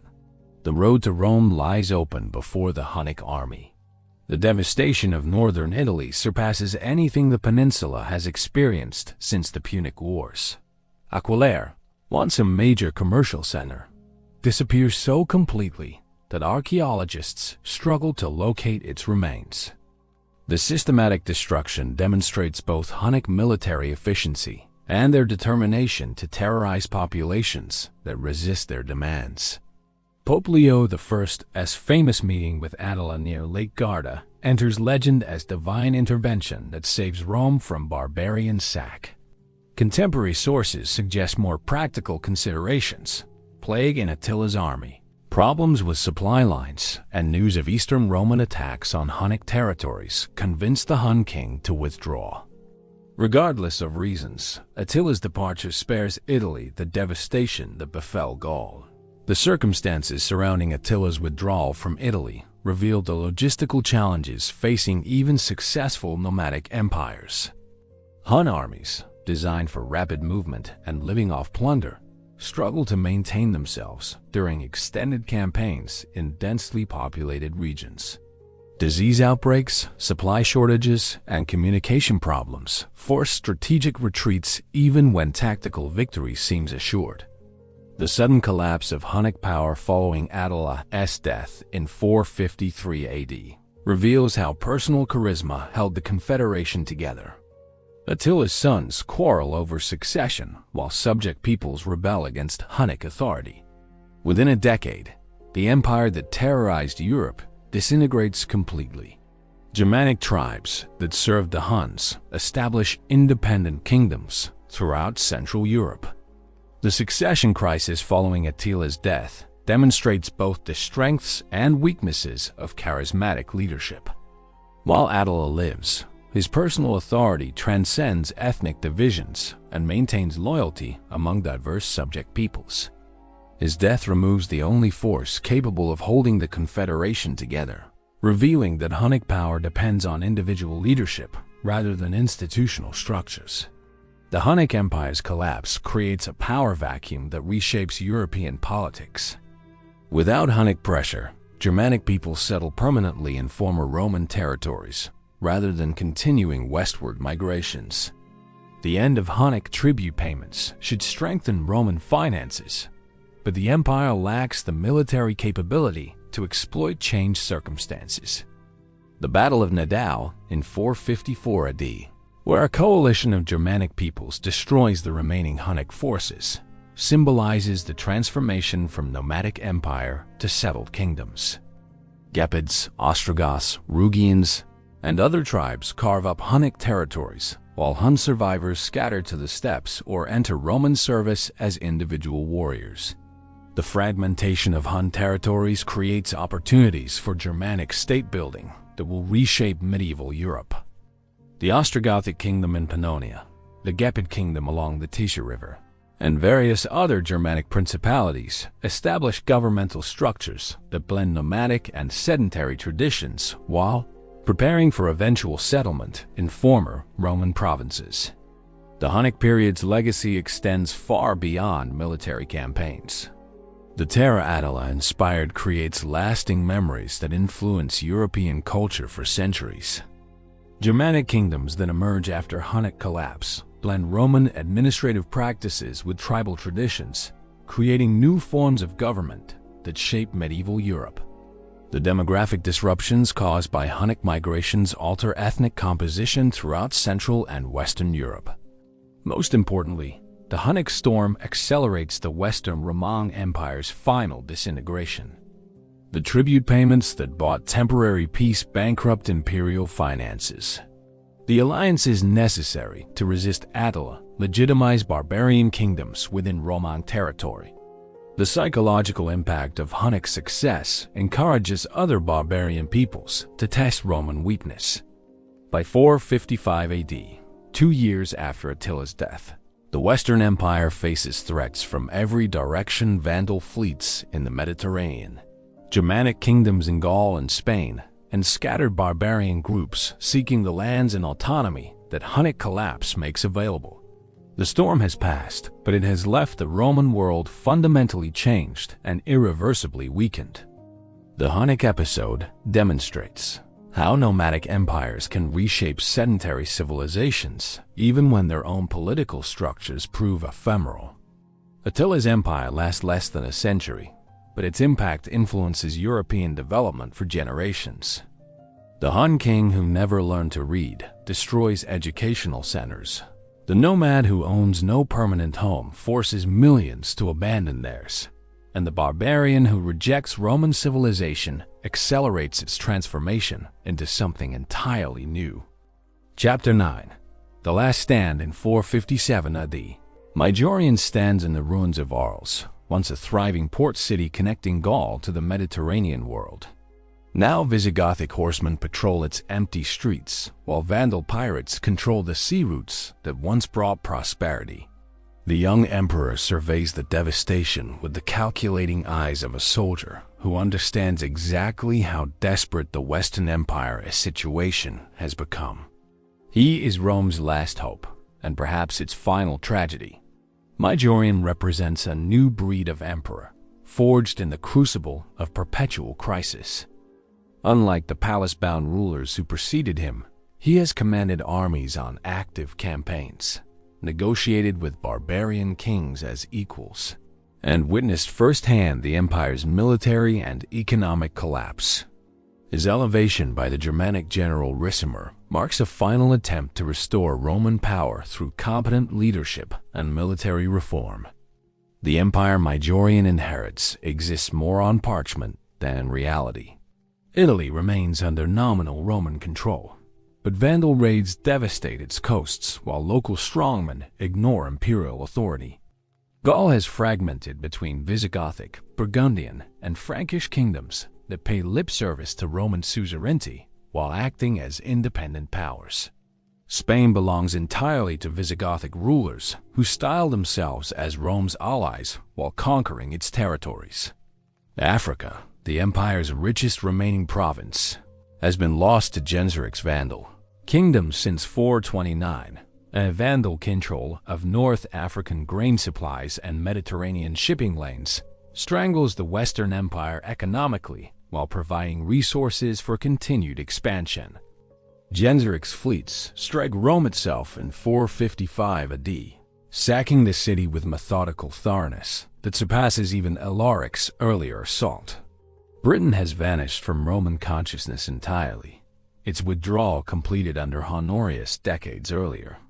Saxon, Anglo, and Jute settlers carve out kingdoms among Romano-British populations who receive no imperial support. The island that provided Rome with tin, silver, and grain for 4 centuries becomes a distant memory of imperial overreach. The political circumstances surrounding Majorian's elevation reveal the complex power dynamics that dominate late imperial politics. Ricimer, the Germanic general who controls the Western army, needs a capable emperor who can restore imperial credibility while remaining dependent on horsemen, barbarian military support. Majorian's appointment represents a compromise between Germanic power and Roman legitimacy, creating tensions that will ultimately destroy both men. Majorian's background as a career soldier distinguishes him from the weak emperors who preceded him. Born into a military family during the crisis of the early 5th century, he rises through army ranks during campaigns against Vandals, Visigoths, and other barbarian enemies. His experience includes diplomatic missions to barbarian courts, giving him unique insights into enemy strengths and weaknesses that previous emperors lacked. The new emperor's assessment of imperial resources reveals the catastrophic decline that has occurred since the 4th century's height. The Western army numbers fewer than 30,000 effective soldiers, most of them barbarian federates whose loyalty depends on regular payment. Imperial revenues have collapsed to perhaps 1/10 of their peak levels, making adequate military funding impossible. The imperial fleet, once master of the Mediterranean, consists of fewer than 50 operational warships. Majorian's response to this catastrophic situation demonstrates both the empire's remaining capabilities and its fundamental limitations. He begins systematic military reforms that recall the army reorganizations of Diocletian and Constantine. New laws regulate military recruitment, impose strict discipline on remaining troops, and attempt to restore the professional standards that once made Roman legions invincible. The emperor's recruitment efforts focus on attracting Roman citizens back to military service while reducing dependence on unreliable barbarian federates. He offers land grants, tax exemptions, and improved pay to Roman volunteers, while establishing training camps that revive traditional military practices. These initiatives show initial success, with several thousand Romans joining refurbished legions that display improved morale and effectiveness. The military reforms extend beyond recruitment to encompass tactical innovation and equipment standardization. Majorian recognizes that Roman armies must adapt to face barbarian cavalry and nomadic archery tactics that traditional infantry formations cannot counter effectively. His military engineers develop new shield designs, improve armor protection, and experiment with mounted units that can match barbarian mobility. The logistical challenges facing imperial restoration prove nearly insurmountable despite Majorian's organizational skills. Supplying even small armies requires resources that the Empire can no longer provide consistently. Weapons production has declined dramatically as skilled craftsmen emigrate to barbarian kingdoms, offering better opportunities. The road system that once moved supplies rapidly throughout the Empire suffers from decades of neglect and barbarian disruption. The Emperor's diplomatic initiatives reveal sophisticated understanding of barbarian politics. Rather than treating all Germanic peoples as enemies, Majorian seeks to exploit divisions between Visigothic, Burgundian, and Frankish kingdoms. He offers military alliance against common threats while demanding territorial concessions that could restore Roman authority gradually. His negotiations demonstrate how Roman diplomacy has adapted to barbarian political realities. The diplomatic correspondence from Majorian's reign reveals the complex relationships between imperial and barbarian authorities. Letters between the emperor and barbarian kings discuss military cooperation, territorial boundaries, and tribute arrangements using language that acknowledges barbarian independence while maintaining imperial dignity. These documents show how Roman diplomatic traditions adapt to post-imperial political conditions. Majorian's domestic policies attempt to address the economic collapse that undermines imperial restoration efforts. He reduces taxation on agricultural production while increasing penalties for tax evasion, hoping to encourage productivity while improving collection efficiency. Currency reforms attempt to restore confidence in imperial coinage by increasing precious metal content and reducing counterfeiting. The emperor's legal reforms demonstrate attempts to adapt Roman law to post-imperial social conditions. New legislation addresses problems created by barbarian settlement, mixed marriages between Romans and barbarians, and property disputes arising from population displacement. These laws reveal how imperial administration attempts to govern increasingly complex ethnic and social relationships. The urban policies implemented under Majorian reflect recognition that cities must adapt to reduced circumstances while maintaining their civilizational role. Imperial funds support essential infrastructure maintenance, aqueducts, walls, public buildings, while encouraging local initiatives for economic development. The emperor recognizes that imperial survival depends on urban prosperity that can support tax collection and military recruitment. Majorian's most ambitious project, the reconquest of Vandal Africa, shows both imperial determination and the practical obstacles to restoration. The emperor assembles a fleet at Carthago Nova in Spain, gathering ships and supplies for the largest Roman naval expedition in generations. Success would restore grain supplies, eliminate Vandal piracy, and demonstrate renewed Roman power throughout the Mediterranean. The African expedition requires unprecedented coordination between military, naval, and diplomatic resources. Majorian negotiates with Visigothic rulers for Spanish port access, recruits sailors from throughout the western Mediterranean, and assembles invasion forces from Italy, Gaul, and Spain. The logistical achievement demonstrates imperial administrative capacity while revealing the enormous effort required for major military operations. The intelligence network supporting the African expedition reveals the sophistication of late imperial espionage operations. Roman agents operating in Vandal territories provide detailed information about enemy military preparations, political divisions within Gensric's kingdom, and potential landing sites for invasion forces. This intelligence gathering demonstrates institutional capabilities that survive despite imperial decline. The destruction of Majorian's fleet at Carthago Nova in 460 symbolizes the empire's tragic inability to execute its remaining ambitions. Vandal agents, working with local supporters who preferred Gensric's rule to Roman taxation, burn the assembled ships before they can sail. Years of preparation vanish in a single night, leaving Majorian without the naval power necessary to challenge Vandal control of the Mediterranean. The sabotage at Carthago Nova reveals the extent to which imperial authority has eroded even in territories under nominal Roman control. Local populations, including some Roman citizens, actively support barbarian enemies against imperial forces. This collaboration reflects not ethnic loyalty, but practical calculation that barbarian rule offers better protection and economic opportunity than imperial restoration.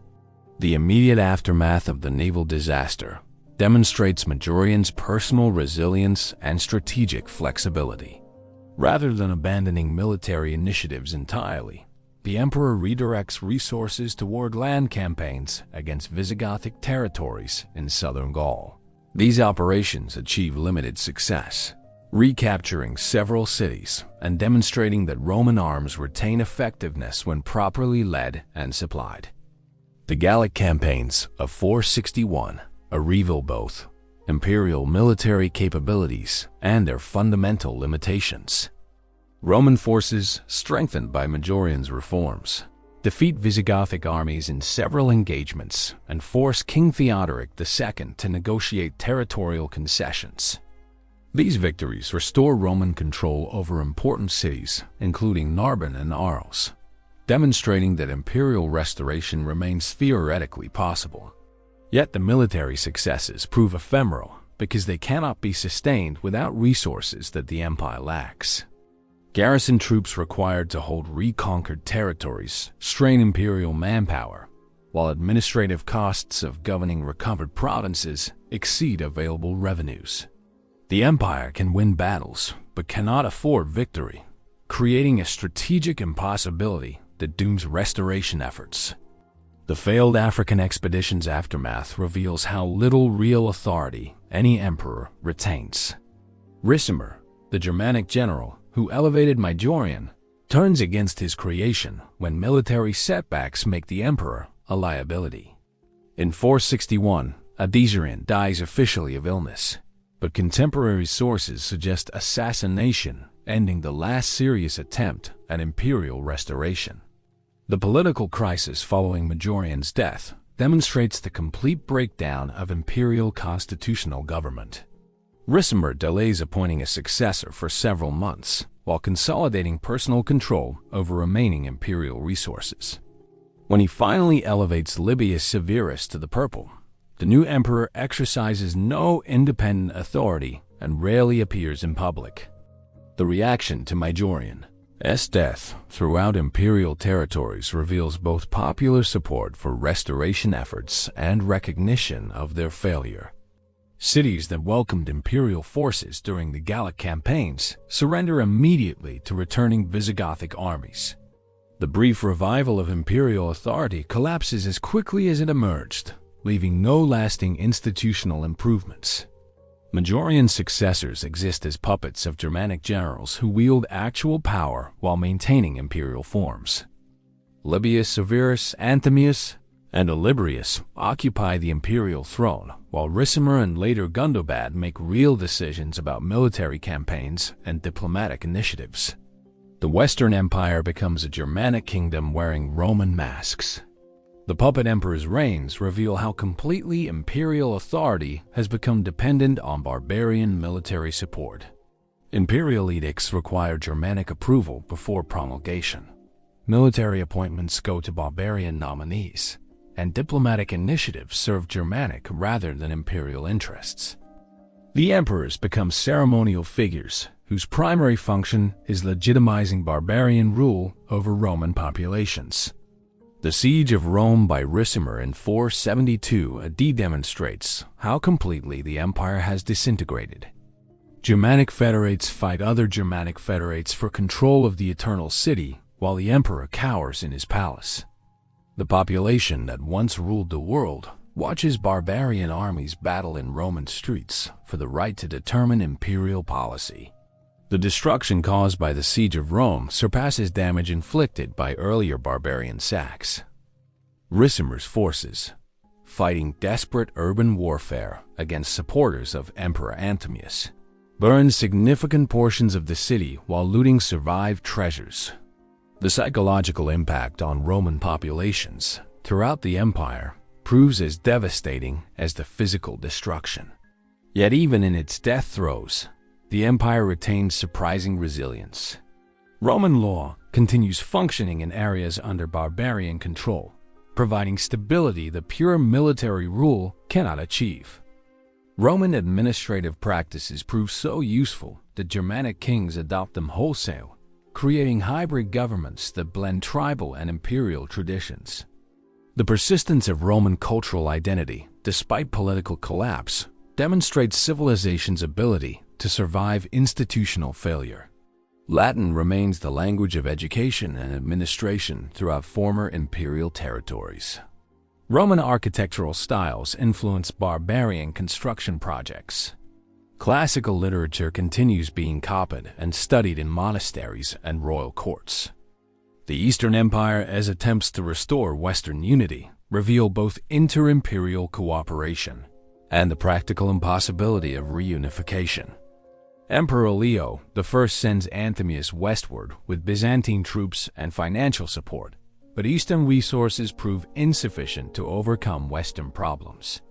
The failure of Eastern intervention demonstrates that the empire's division has become permanent. The diplomatic correspondence between Eastern and Western courts during these restoration attempts reveals the complexity of inter-imperial relationships. Byzantine emperors must balance support for Western colleagues against their own strategic interests, while Western emperors must secure Eastern aid without surrendering independence. These negotiations demonstrate sophisticated statecraft operating within impossible circumstances. Regional strongmen throughout the Western Empire establish independent power bases that ignore imperial authority while maintaining Roman titles and traditions. In Dalmatia, Julius Nepos styles himself emperor long after his overthrow in Italy. In northern Gaul, Cyrus rules a kingdom of Soissons that preserves Roman administration while rejecting imperial control. The emergence of these regional Roman kingdoms demonstrates both imperial fragmentation and institutional adaptability. Local rulers preserve Roman governmental practices while adapting them to post-imperial conditions. These experiments in decentralized Roman rule suggest alternative paths for imperial survival that central authority never explores. The cultural transformation accompanying political collapse creates new forms of identity that transcend traditional Roman barbarian distinctions. Germanic kings issue laws in Latin, mint coins with imperial symbols, and sponsor classical literature.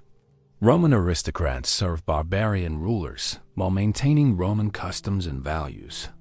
The synthesis produces neither pure Roman nor pure barbarian culture, but something entirely new. Economic recovery in some regions under barbarian rule contrasts sharply with continued imperial decline.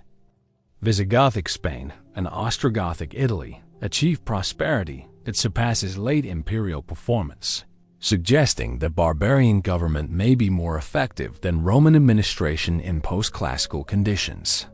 The archaeological evidence from this period reveals the material aspects of transformation throughout former imperial territories.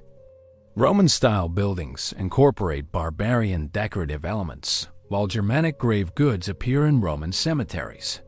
Pottery styles blend Roman and barbarian techniques, creating hybrid forms that reflect broader cultural synthesis.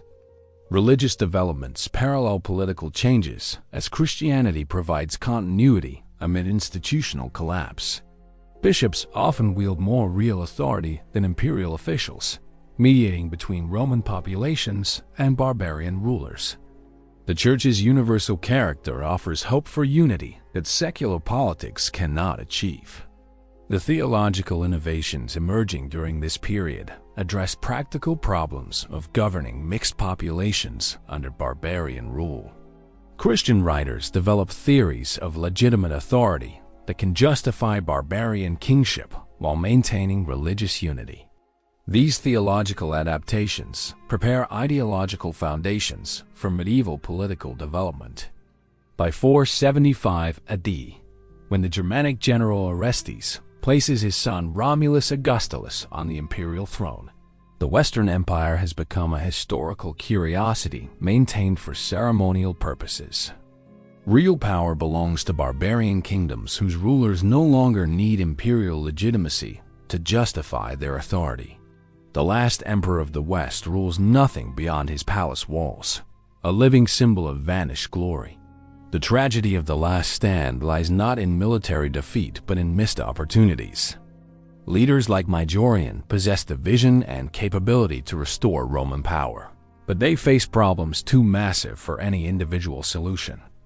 Their failures demonstrate that the empire's collapse resulted from structural contradictions rather than personal inadequacies. The legacy of Majorian's attempt at restoration influences European development long after the Western Empire's disappearance. The administrative reforms he implemented provide models for barbarian kingdoms seeking effective government. His diplomatic innovations establish precedents for relations between successor states. Most importantly, his example demonstrates that Roman civilization retained vitality even when Roman political authority fails. The last stand represents both ending and beginning, the final failure of imperial restoration and the first successful adaptation to post-imperial conditions. The emperors who attempt restoration fail because they cannot accept that the old Rome is dead. The barbarian kings who succeed them triumph because they build something new from Roman ruins. Chapter 10. Odoacer's Revolution on September 4th, 476 AD. A Germanic warrior named Odoacer strides through the marble corridors of the palace at Ravenna, his boots echoing off mosaics that still depict Roman eagles conquering barbarian enemies. In his hand, he carries the imperial regalia, the purple cloak, the golden diadem, the signet ring symbols of power that have commanded reverence for over 5 centuries. Today, he will send them eastward to Constantinople, formally ending the Western Roman Empire. The boy emperor Romulus Augustulus, mockingly called Little Augustus by his subjects, awaits his fate in the throne room, where his grandfather Orestes once dreamed of founding a new Germanic dynasty under Roman forms. The irony is perfect. The last Western emperor bears the names of Rome's founder and first emperor, yet possesses less real power than a provincial governor. His deposition will pass almost unnoticed in a world that has already moved beyond Roman authority. Odoacer represents a new type of barbarian leader, one who understands that traditional imperial forms have become irrelevant burdens rather than sources of legitimacy. Unlike earlier Germanic rulers who sought Roman titles to validate their authority, Odoacer dispenses with imperial pretense entirely. He rules Italy as king of the Heruli, Rugi, and Tertulingi, acknowledging his tribal confederates while rejecting Roman constitutional frameworks. The revolution begins with a mundane dispute over military pay. Germanic federates stationed in Italy demand land grants that the imperial government cannot provide. When negotiations fail, the soldiers simply elect Odoacer as their king and march on Ravenna. No Roman army exists to oppose them. The last Western legions consist entirely of barbarian mercenaries whose loyalty depends on regular payment that emperors can no longer afford. The ease of Odoacer's takeover reveals how completely imperial authority has eroded. City gates open without resistance. Provincial officials transfer their allegiance immediately, and the Roman Senate welcomes Germanic rule as preferable to imperial chaos. The population that once conquered the world accepts barbarian kingship with barely a protest. The background to Odoacer's rise illuminates the desperate circumstances that made revolution inevitable. The Germanic general Orestes, who had served Attila the Hun before entering Roman service, seized control of the Western Empire in 475 AD and placed his young son on the imperial throne. This act represents the final stage of barbarian penetration into Roman government. A barbarian general making his child emperor while maintaining the fiction of Roman legitimacy. Orestes' regime faces impossible demands from Germanic federates who have waited years for promised land grants. These warriors, drawn from multiple tribes displaced by Hunnic expansion, possess no loyalty to Roman institutions and little patience for imperial bureaucracy. They want immediate rewards for military service, not promises of future payments from an empty treasury. Their demands for 1/3 of Italian agricultural land represent not negotiation but ultimatum. The Germanic soldiers' election of Odoacer as their king follows traditional tribal procedures rather than Roman constitutional processes. The warriors gather in assembly, debate candidates' qualifications, and choose their leader through acclamation. This ancient Germanic practice, transplanted to Italian soil, demonstrates how completely barbarian customs have replaced Roman political traditions, even within the empire's heartland. Odoacer's ethnic background reflects the complex tribal politics that reshape post-imperial Europe. As king of the Heruli, Rugi, and Tercilingi, he commands a multi-tribal confederation, united by military necessity rather than ethnic identity. These peoples, driven westward by Hunnic pressure and Gothic expansion, find common cause in Italian settlement. Their diverse origins suggest that barbarian identity becomes increasingly political rather than purely ethnic. The new king's military experience under multiple masters provides crucial preparation for ruling Italy. Odoacer serves Roman generals, barbarian kings, and Hunnic overlords, learning different military and administrative systems while building networks of personal loyalty that transcend ethnic boundaries. His career illustrates how the late empire's reliance on barbarian soldiers creates leaders capable of replacing rather than merely serving Roman authority. Odoacer's decision to send the imperial regalia to Constantinople represents political genius disguised as diplomatic courtesy. By formally returning imperial symbols to the Eastern Emperor Zeno, he eliminates any Western rival while acknowledging Eastern supremacy in theory. Zeno gains symbolic authority over all Roman territories, while Odoacer retains practical control of Italy. Both rulers benefit from an arrangement that saves face while recognizing reality. The Eastern Emperor's response to Odoacer's gesture reveals Byzantine pragmatism about Western developments. Zeno accepts the regalia while granting Odoacer the title patrician, technically making him a Roman official governing Italy on imperial behalf. This legal fiction allows both rulers to claim legitimacy: Zeno as emperor of a reunited empire, Odoacer as appointed governor rather than usurper. The arrangement satisfies diplomatic requirements while acknowledging political realities. The new king's administrative policies demonstrate remarkable continuity with late imperial practices. Roman law remains in force. The Senate continues meeting, and imperial bureaucracy functions under Germanic oversight. Odoacer even mints coins bearing his own image alongside imperial symbols, suggesting partnership rather than conquest. The revolution preserves Roman forms while transferring power to barbarian hands. Yet beneath this surface continuity, fundamental changes reshape Italian society. Germanic warriors receive land grants that displace Roman landowners, creating a new military aristocracy based on tribal rather than imperial loyalty. The tax system that funded imperial administration disappears, replaced by tribute arrangements that support Germanic kingship. Latin remains the administrative language, but Germanic customs increasingly influence legal and social practices. The land distributions that follow Odoacer's victory transform Italy's social structure more profoundly than any political change. Germanic warriors receive estates throughout the peninsula, but the process occurs through negotiation rather than confiscation. Roman landowners retain portions of their properties while surrendering others to barbarian settlers. This compromise prevents the wholesale displacement that might have triggered rebellion while satisfying Germanic demands for agricultural land. The integration of Germanic and Roman populations proceeds remarkably smoothly despite initial tensions. Intermarriage between barbarian warriors and Roman women creates mixed families with stakes in both communities. Germanic children learn Latin alongside tribal languages, while Roman youth adopt barbarian military customs.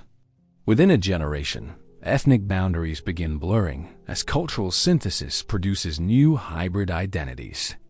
The Roman Senate's adaptation to barbarian rule illustrates the broader transformation of imperial institutions. Senators who once debated foreign policy in distant provinces now petition a Germanic king for local favors. Their speeches, preserved in contemporary sources, mix classical rhetoric with practical appeals for Germanic protection. The Senate survives by abandoning its political functions while maintaining its social prestige. The senatorial response to Odoacer's rule reveals aristocratic pragmatism about changing circumstances. Many senators welcomed Germanic stability after decades of imperial chaos, recognizing that barbarian kingship offers better protection for their interests than continued imperial warfare. Their collaboration provides Odoacer with administrative expertise while giving Roman elites access to new sources of patronage and influence. Odoacer's court at Ravenna becomes a center of cultural synthesis where Romang and Germanic traditions blend in unprecedented ways. Roman scholars serve alongside Germanic warriors, creating new forms of learning that incorporate both classical education and tribal wisdom. Court ceremonies combine imperial protocol with barbarian customs, producing hybrid rituals that acknowledge multiple sources of authority. The administrative apparatus that emerges under Odoacer's rule demonstrates innovative adaptation to post-imperial conditions. Roman bureaucrats retain responsibility for civilian administration, tax collection, and legal proceedings, while Germanic officials handle military affairs and tribal relations. This dual system prevents conflicts between Roman and barbarian populations while utilizing the expertise of both groups. The king's religious policies demonstrate sophisticated understanding of Italian social dynamics. Although Arian Christian himself, Odoacer maintains excellent relations with Catholic bishops who command popular loyalty.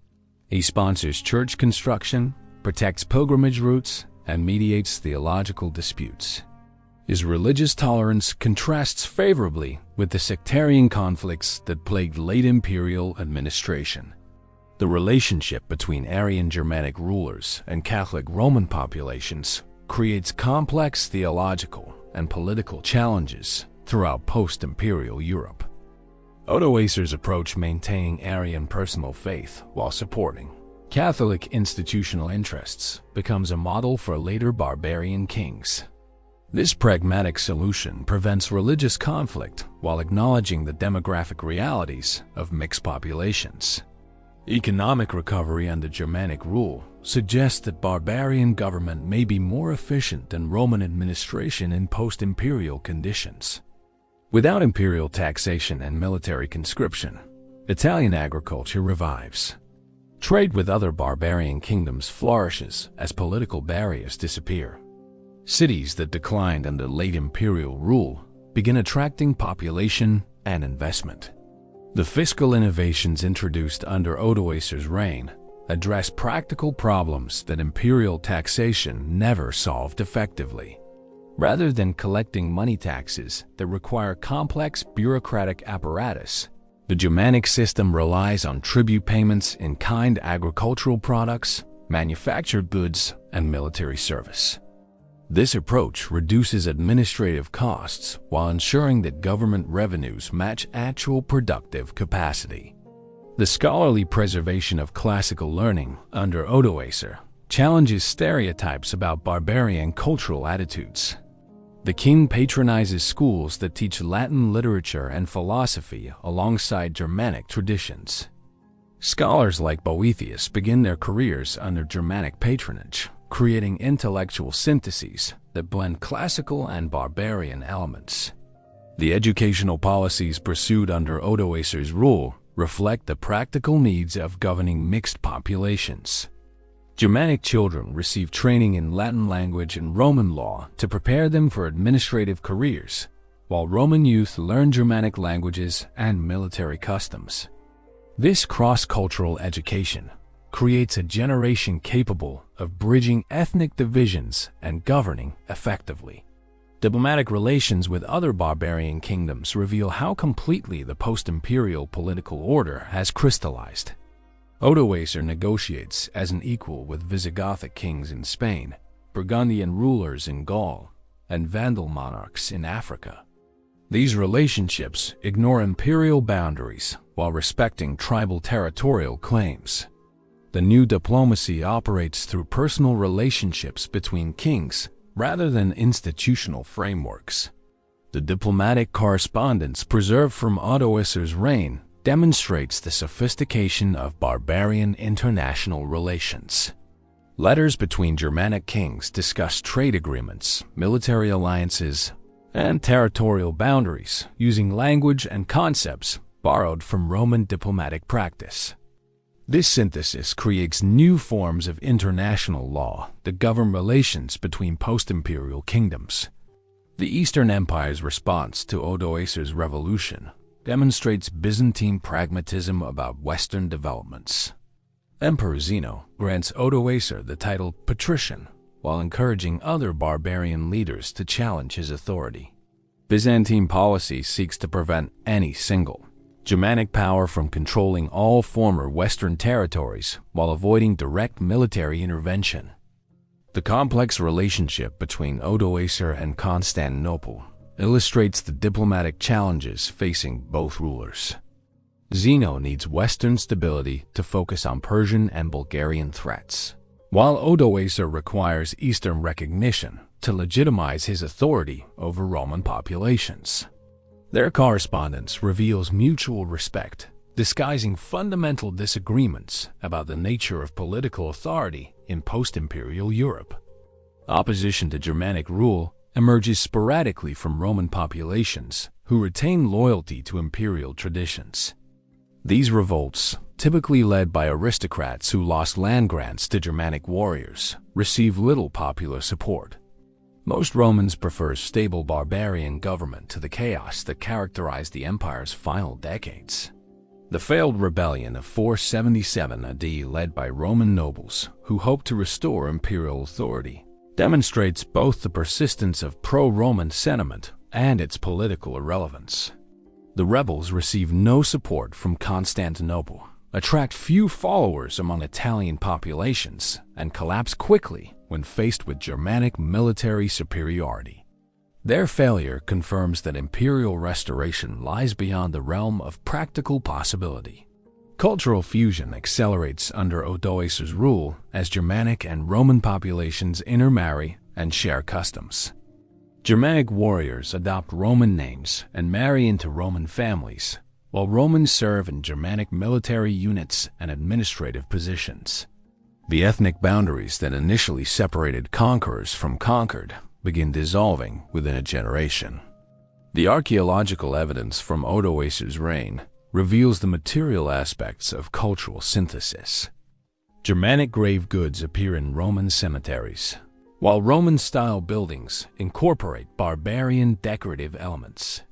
Pottery styles blend Roman and Germanic techniques, creating hybrid forms that reflect the cultural mixing occurring throughout Italian society.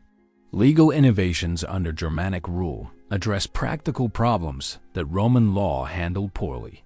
Odoacer's edicts regulate land disputes between Germanic and Roman populations, establish procedures for mixed marriages, and create new criminal penalties for specifically barbarian crimes. This legal creativity suggests that barbarian rule may be more adaptable than imperial administration. The legal synthesis emerging under Odoacer's reign creates precedents that influence European lore for centuries. Germanic concepts of personal honor and tribal loyalty combine with Roman principles of written law and judicial procedure. The resulting hybrid legal system proves more practical for governing diverse populations than either pure Roman or Germanic law could achieve. The transformation of urban life under Germanic kingship reflects broader social changes throughout post-imperial Europe. Italian cities become centers of regional rather than empire-wide activities. Local production replaces long-distance trade. Artisan guilds gain political influence, and municipal governments adapt to Germanic rather than imperial oversight. The changes visible in Roman cities under Odoacer's rule demonstrate adaptation to post-imperial economic conditions. Urban populations decline as imperial administration disappears, but those who remain often prosper as local markets replace empire-wide commerce. Craft production adapts to Germanic tastes while maintaining Roman quality standards, creating new forms of cultural expression. By 490 GO, Odoacer has ruled Italy longer than most late Roman emperors, demonstrating that Germanic kingship provides stability that imperial government could not achieve. His success attracts attention from other barbarian leaders who consider similar transitions from imperial federation to independent kingship. Yet Odoacer's revolution also creates new problems that will plague his successors. The Germanic warrior class demands constant rewards that strain royal resources. Conflicts between Arian and Catholic Christians complicate internal politics. Most dangerously, the Eastern Empire begins supporting Theodoric the Ostrogoth as an alternative to Odoacer's increasingly independent rule. The growing tensions between Odoacer and Constantinople reflect the inherent instability of the post-imperial settlement. As Germanic kings become more confident and independent, they challenge Byzantine authority more directly. The Eastern Empire responds by supporting rival barbarian leaders, creating conflicts that will reshape European politics for generations. The revolution of 476 amazes not the destruction of Roman civilization, but its transformation into something new. Under Germanic leadership, Italian society preserves classical learning while adapting to post-imperial realities. The synthesis creates foundations for medieval European culture that will outlast the empire itself. Odoacer's achievement lies not in destroying Rome, but in creating a viable alternative to imperial government. His kingdom demonstrates that barbarian rule can provide stability, prosperity, and cultural continuity, while adapting to conditions that made imperial administration impossible. The revolution succeeds because it works with rather than against the forces reshaping post-classical Europe. Chapter 11. The Final Reckoning in 550 AD. An elderly Roman named Cassiodorus sits in his monastery at Vivarium, copying manuscripts by candlelight as barbarian kingdoms consolidate their hold over what once was the Western Roman Empire. Through his window, he can see Ostrogothic soldiers patrolling roads built by Roman engineers 5 centuries earlier. The irony isn't lost on him. He serves a Gothic king while preserving the Latin literature that celebrates Roman conquest of Germanic tribes. A century has passed since Romulus Augustulus surrendered the imperial regalia, and the transformation of Western Europe is complete. The Visigothic kingdom stretches across Spain and southern Gaul. Its capital at Toledo, adorned with Roman-style buildings decorated with Germanic motifs. The Ostrogothic kingdom of Italy maintains Roman administrative practices under kings who can't read Latin but patronize classical scholars. Vandal Africa prospers under rulers who control Mediterranean trade routes their Roman predecessors lost. The Frankish kingdom in northern Gaul represents the most successful synthesis of Roman and barbarian elements. Under Clovis and his successors, the Franks adopt Catholicism rather than Arianism, immediately gaining support from Roman populations. Frankish law blends Germanic customs with Roman legal principles, creating new jurisprudence that influences European development for centuries. The kingdom's expansion suggests that barbarian rule, properly managed, can achieve conquests that late imperial armies never accomplished. The Anglo-Saxon kingdoms in Britain demonstrate how completely Roman withdrawal enables barbarian settlement. Saxon, Anglo, and Jute warriors carve out territories where Roman cities once flourished. Canterbury, London, and York become Saxon strongholds, where Germanic languages replace Latin and pagan temples rise on Christian foundations. Within 2 centuries, Roman Britain becomes Anglo-Saxon England with only scattered memories of imperial occupation. The Eastern Roman Empire, now increasingly called Byzantine, survives and occasionally prospers while watching Western developments with mixture of horror and fascination.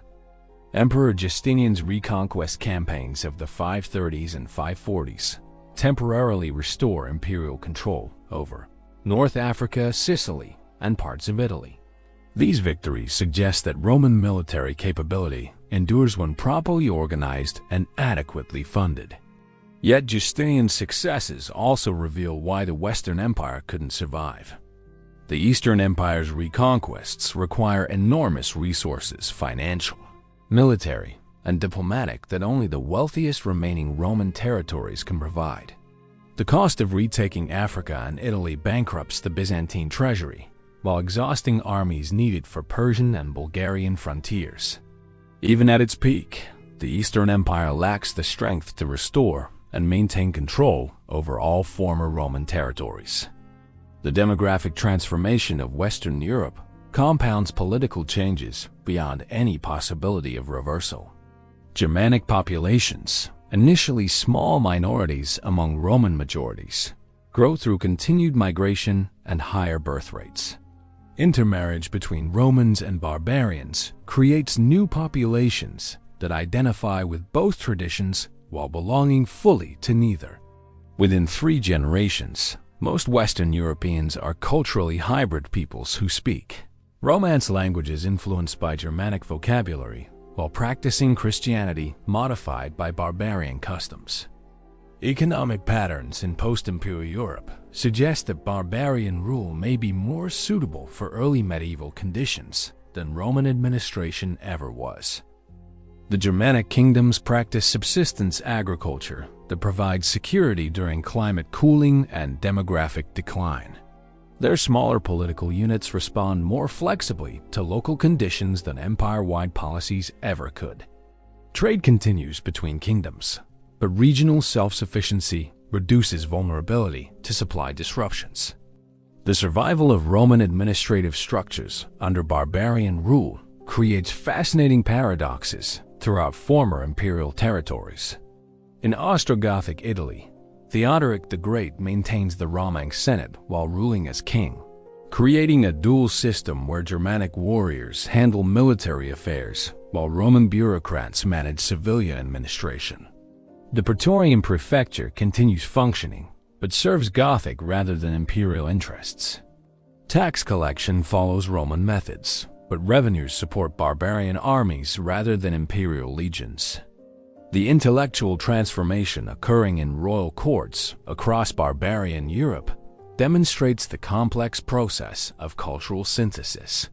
Gothic kings like Theodoric surround themselves with Roman scholars who translate classical texts while composing new works that blend Roman learning with Germanic traditions.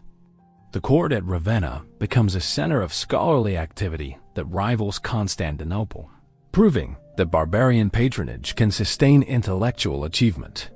Legal innovations throughout the barbarian kingdoms reveal how Roman law adapts to Germanic social conditions. The Visigothic Liber Judiciorum combines Roman legal principles with Germanic customs regarding blood feuds, tribal loyalty, and warrior obligations. Frankish law incorporates Roman property concepts while maintaining Germanic inheritance practices. These hybrid legal systems prove more practical for governing mixed populations than pure Roman or Germanic law could achieve. The persistence of Roman engineering knowledge under barbarian rule ensures continued maintenance of imperial infrastructure. Aqueducts in Ostrogothic Italy receive regular repairs. Roman roads throughout Frankish Gaul remain passable, and Visigothic Spain maintains urban water systems. Germanic kings recognize that Roman engineering provides practical benefits that justify the expense of maintenance and the employment of skilled craftsmen.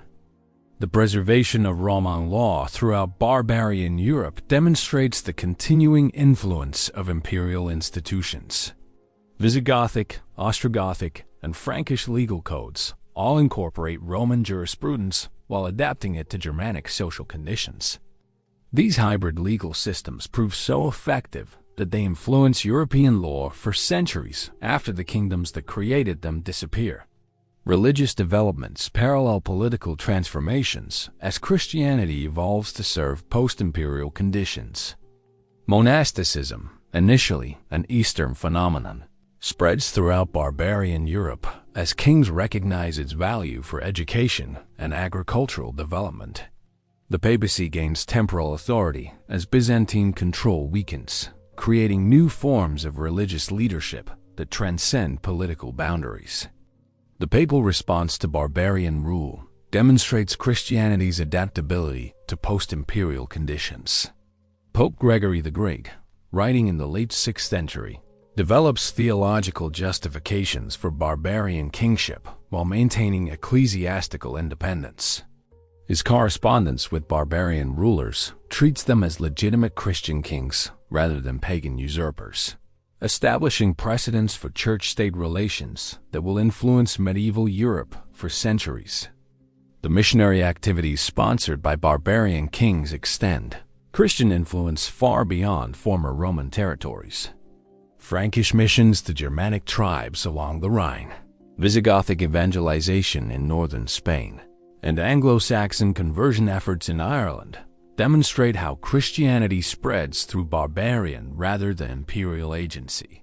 These missions create new Christian communities that owe allegiance to barbarian kings rather than Roman emperors. The intellectual synthesis occurring in monasteries and royal courts creates the foundation for medieval European culture. Scholars like Cassiodorus, Boethius, and later Gregory of Tours preserve classical learning while adapting it to Christian and barbarian audiences. Their works transmit Roman knowledge to Germanic peoples while interpreting barbarian customs for Roman readers. The development of vernacular literatures under barbarian patronage creates new forms of cultural expression that blend classical and Germanic traditions. Anglo-Saxon poetry like Beowulf incorporates Roman literary techniques while celebrating Germanic heroic values. Frankish chronicles adapt Roman historical methods to record Germanic achievements.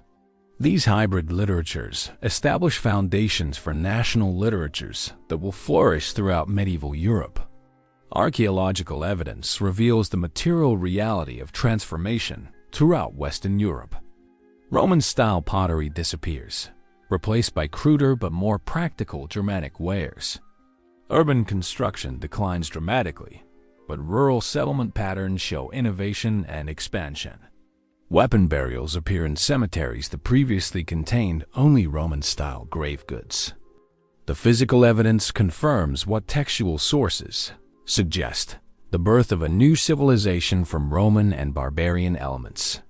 The architectural synthesis visible in barbarian royal centers demonstrates cultural fusion at its most sophisticated level. Theodoric's palace at Ravenna blends Roman building techniques with Germanic decorative motifs, creating structures that serve both ceremonial and practical functions. Visigothic churches in Spain incorporate Roman architectural principles while adapting them to Germanic spatial concepts. These buildings represent neither Roman nor barbarian architecture, but something entirely new. The linguistic transformation of Europe demonstrates cultural change more clearly than any political development. Latin persists as the language of learning and religion, but spoken Romance languages incorporate Germanic vocabulary and grammar. In Britain, Germanic languages completely replace Latin and Celtic tongues. These linguistic changes, irreversible once completed, ensure that post-imperial Europe will develop along non-Roman lines, regardless of political arrangements. The emergence of new social hierarchies under barbarian rule creates opportunities for advancement unknown in the rigid imperial system. Germanic warriors achieve noble status through military service, while Roman administrators maintain influence through bureaucratic expertise. Intermarriage between Roman and barbarian aristocracies creates new elite classes that combine wealth, military power, and administrative skill. Women's roles undergo significant transformation under barbarian influence, as Germanic customs regarding female inheritance and political participation blend with Roman legal traditions. Barbarian queens like Brunhild of the Franks wield political power that Roman women rarely achieved, while maintaining cultural patronage that preserves classical learning. The synthesis creates new opportunities for female influence in political and intellectual spheres. The economic innovations introduced by barbarian kingdoms demonstrate adaptation to post-imperial conditions. Germanic agricultural techniques prove better suited to northern European climates than Roman methods, increasing agricultural productivity in regions that struggled under imperial rule. New trade networks connecting barbarian kingdoms create commercial opportunities that compensate for the loss of Mediterranean-wide Roman commerce. The military evolution visible in barbarian armies reveals technological and tactical innovations that surpass late imperial capabilities. Germanic heavy cavalry, borrowing techniques from Hunnic nomads, prove superior to traditional Roman infantry formations. New fortification designs, blending Roman engineering with Germanic defensive concepts, provide better protection against siege warfare. These military innovations will influence European warfare for centuries. By 600 AD, the barbarian kingdoms have achieved stability that late imperial government never managed. Visigothic Spain enjoys prosperity and cultural flowering under King Leovigild and his successors. Frankish Gaul expands eastward while maintaining internal peace. Even Anglo-Saxon Britain develops sophisticated kingdoms that sponsor learning and artistic achievement. The barbarian experiment succeeds where Roman restoration failed. The Eastern Empire, as survival into the Byzantine millennium, proves that Roman civilization retains vitality when properly adapted to medieval conditions. Constantinople remains the greatest city in Europe, its population and wealth dwarfing any Western competitor.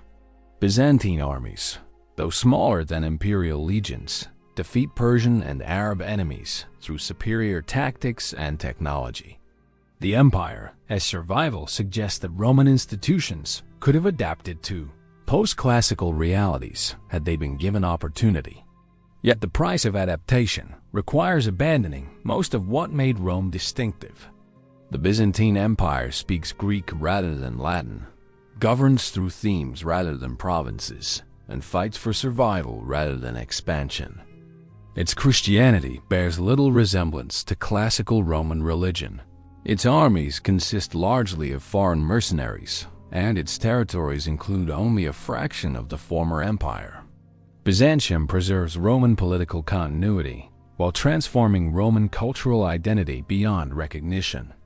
The final reckoning reveals that the Roman Empire didn't simply collapse, it evolved into something entirely different. The barbarian kingdoms that emerge from imperial ruins preserve Roman law, administration, and learning while rejecting Roman political supremacy. They create hybrid civilizations that prove more durable than the empire itself, establishing foundations for medieval European development that last for centuries. The causes of imperial collapse prove to be multiple, interconnected, and probably inevitable given late antique conditions. Economic decline, military pressure, political instability, religious transformation, and demographic change all contribute to disintegration that no individual leader could prevent. The empire has very success in creating a Mediterranean-wide civilization makes it vulnerable to disruptions that smaller political units might survive. Yet the collapse also represents transformation rather than pure destruction. Roman legal principles influence barbarian law codes. Roman administrative practices shape barbarian governments, and Roman educational traditions continue in barbarian schools. The empire dies, But Roman civilization adapts and endures in new forms that serve medieval conditions more effectively than imperial institutions ever could. The barbarian kingdom's success suggests that political fragmentation may be preferable to imperial unity under certain historical conditions. Smaller kingdoms respond more flexibly to local problems, require fewer resources for administration, and prove less vulnerable to widespread disruption. The medieval period's political diversity, initially seen as decline from imperial unity, may actually represent adaptation to post-classical realities. Most significantly, the fall of Rome demonstrates that even the greatest civilizations are mortal. The empire that seemed eternal to its citizens proves as vulnerable to historical change as any human institution. Yet the example also shows how civilizations can survive their political forms, transmitting their achievements to successor cultures that build upon rather than simply replace their predecessors. As Cassiodorus completes another manuscript in his monastery, he embodies this continuity amid change. A Roman by birth, he serves Gothic kings while preserving Latin literature for future generations who may be neither Roman nor Gothic, but something new entirely. His work ensures that the fall of Rome becomes not an ending, but a transformation that enriches rather than impoverishes European civilization. The sun sets on the Western Roman Empire, but its light continues shining through the cultures it helped create. The greatest empire in human history dies as it lived, by changing the world in ways its founders never imagined and its enemies never intended. In its death, as in its life, Rome shapes the course of human civilization. The fall of the Western Roman Empire remains one of history's most profound transformations, a collapse so complete that contemporaries struggle to comprehend its magnitude. In 117 AD, Roman eagles flew over territories stretching from Scotland to Sudan, governing 65 million subjects under laws that promised eternal dominion.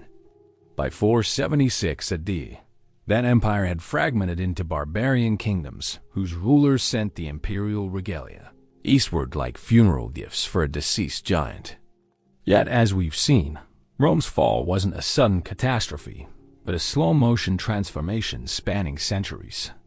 The empire that conquered the Mediterranean world couldn't adapt quickly enough to meet the challenges of the post-classical age: economic disruption, climate change, demographic pressure, military revolution, and religious transformation. Each crisis demanded responses that weakened the imperial system's ability to handle the next emergency. The story carries profound lessons for our own time. Rome fell not because it was weak, but because it couldn't change fast enough to meet evolving circumstances. The very institutions that enabled imperial success, professional legions, centralized administration, Mediterranean-wide trade networks, became vulnerabilities when conditions shifted. The empire's size and complexity, once sources of strength, made adaptation difficult and collapse catastrophic when it finally came. Perhaps most importantly, Rome's fall demonstrates that political collapse doesn't necessarily mean civilizational destruction. The barbarian kingdoms that inherited Roman territories preserved Roman law, learning, and culture while adapting them to medieval conditions. The synthesis of Roman and barbarian elements created new civilizations that proved more durable than the empire itself. Today, as we face our own global challenges, climate change, economic inequality, technological disruption, demographic shifts, Rome's example reminds us that even the mightiest civilizations must adapt or perish. But it also shows us that civilizational achievements can survive political transformation, transmitted to successor cultures that build upon rather than simply replace their predecessors. The fall of Rome marked the end of the ancient world and the beginning of medieval Europe. It was both tragedy and tragedy, because it destroyed a civilization that had brought law, peace, and prosperity to much of the known world; triumph, because it enabled the creation of new cultures that would eventually surpass Roman achievements in many fields. Standing in the ruins of Roman greatness, we can still hear echoes of the empire that once ruled the world. In our legal systems derived from Roman law, in our languages shaped by Latin, in our governmental institutions inspired by Roman precedents, the empire lives on. Rome fell, but its influence endures, a reminder that truly great civilizations achieve a kind of immortality not through political survival, but through the ideas, institutions, and innovations they bequeath to humanity. The Roman Empire is dead. Long live the civilization it created.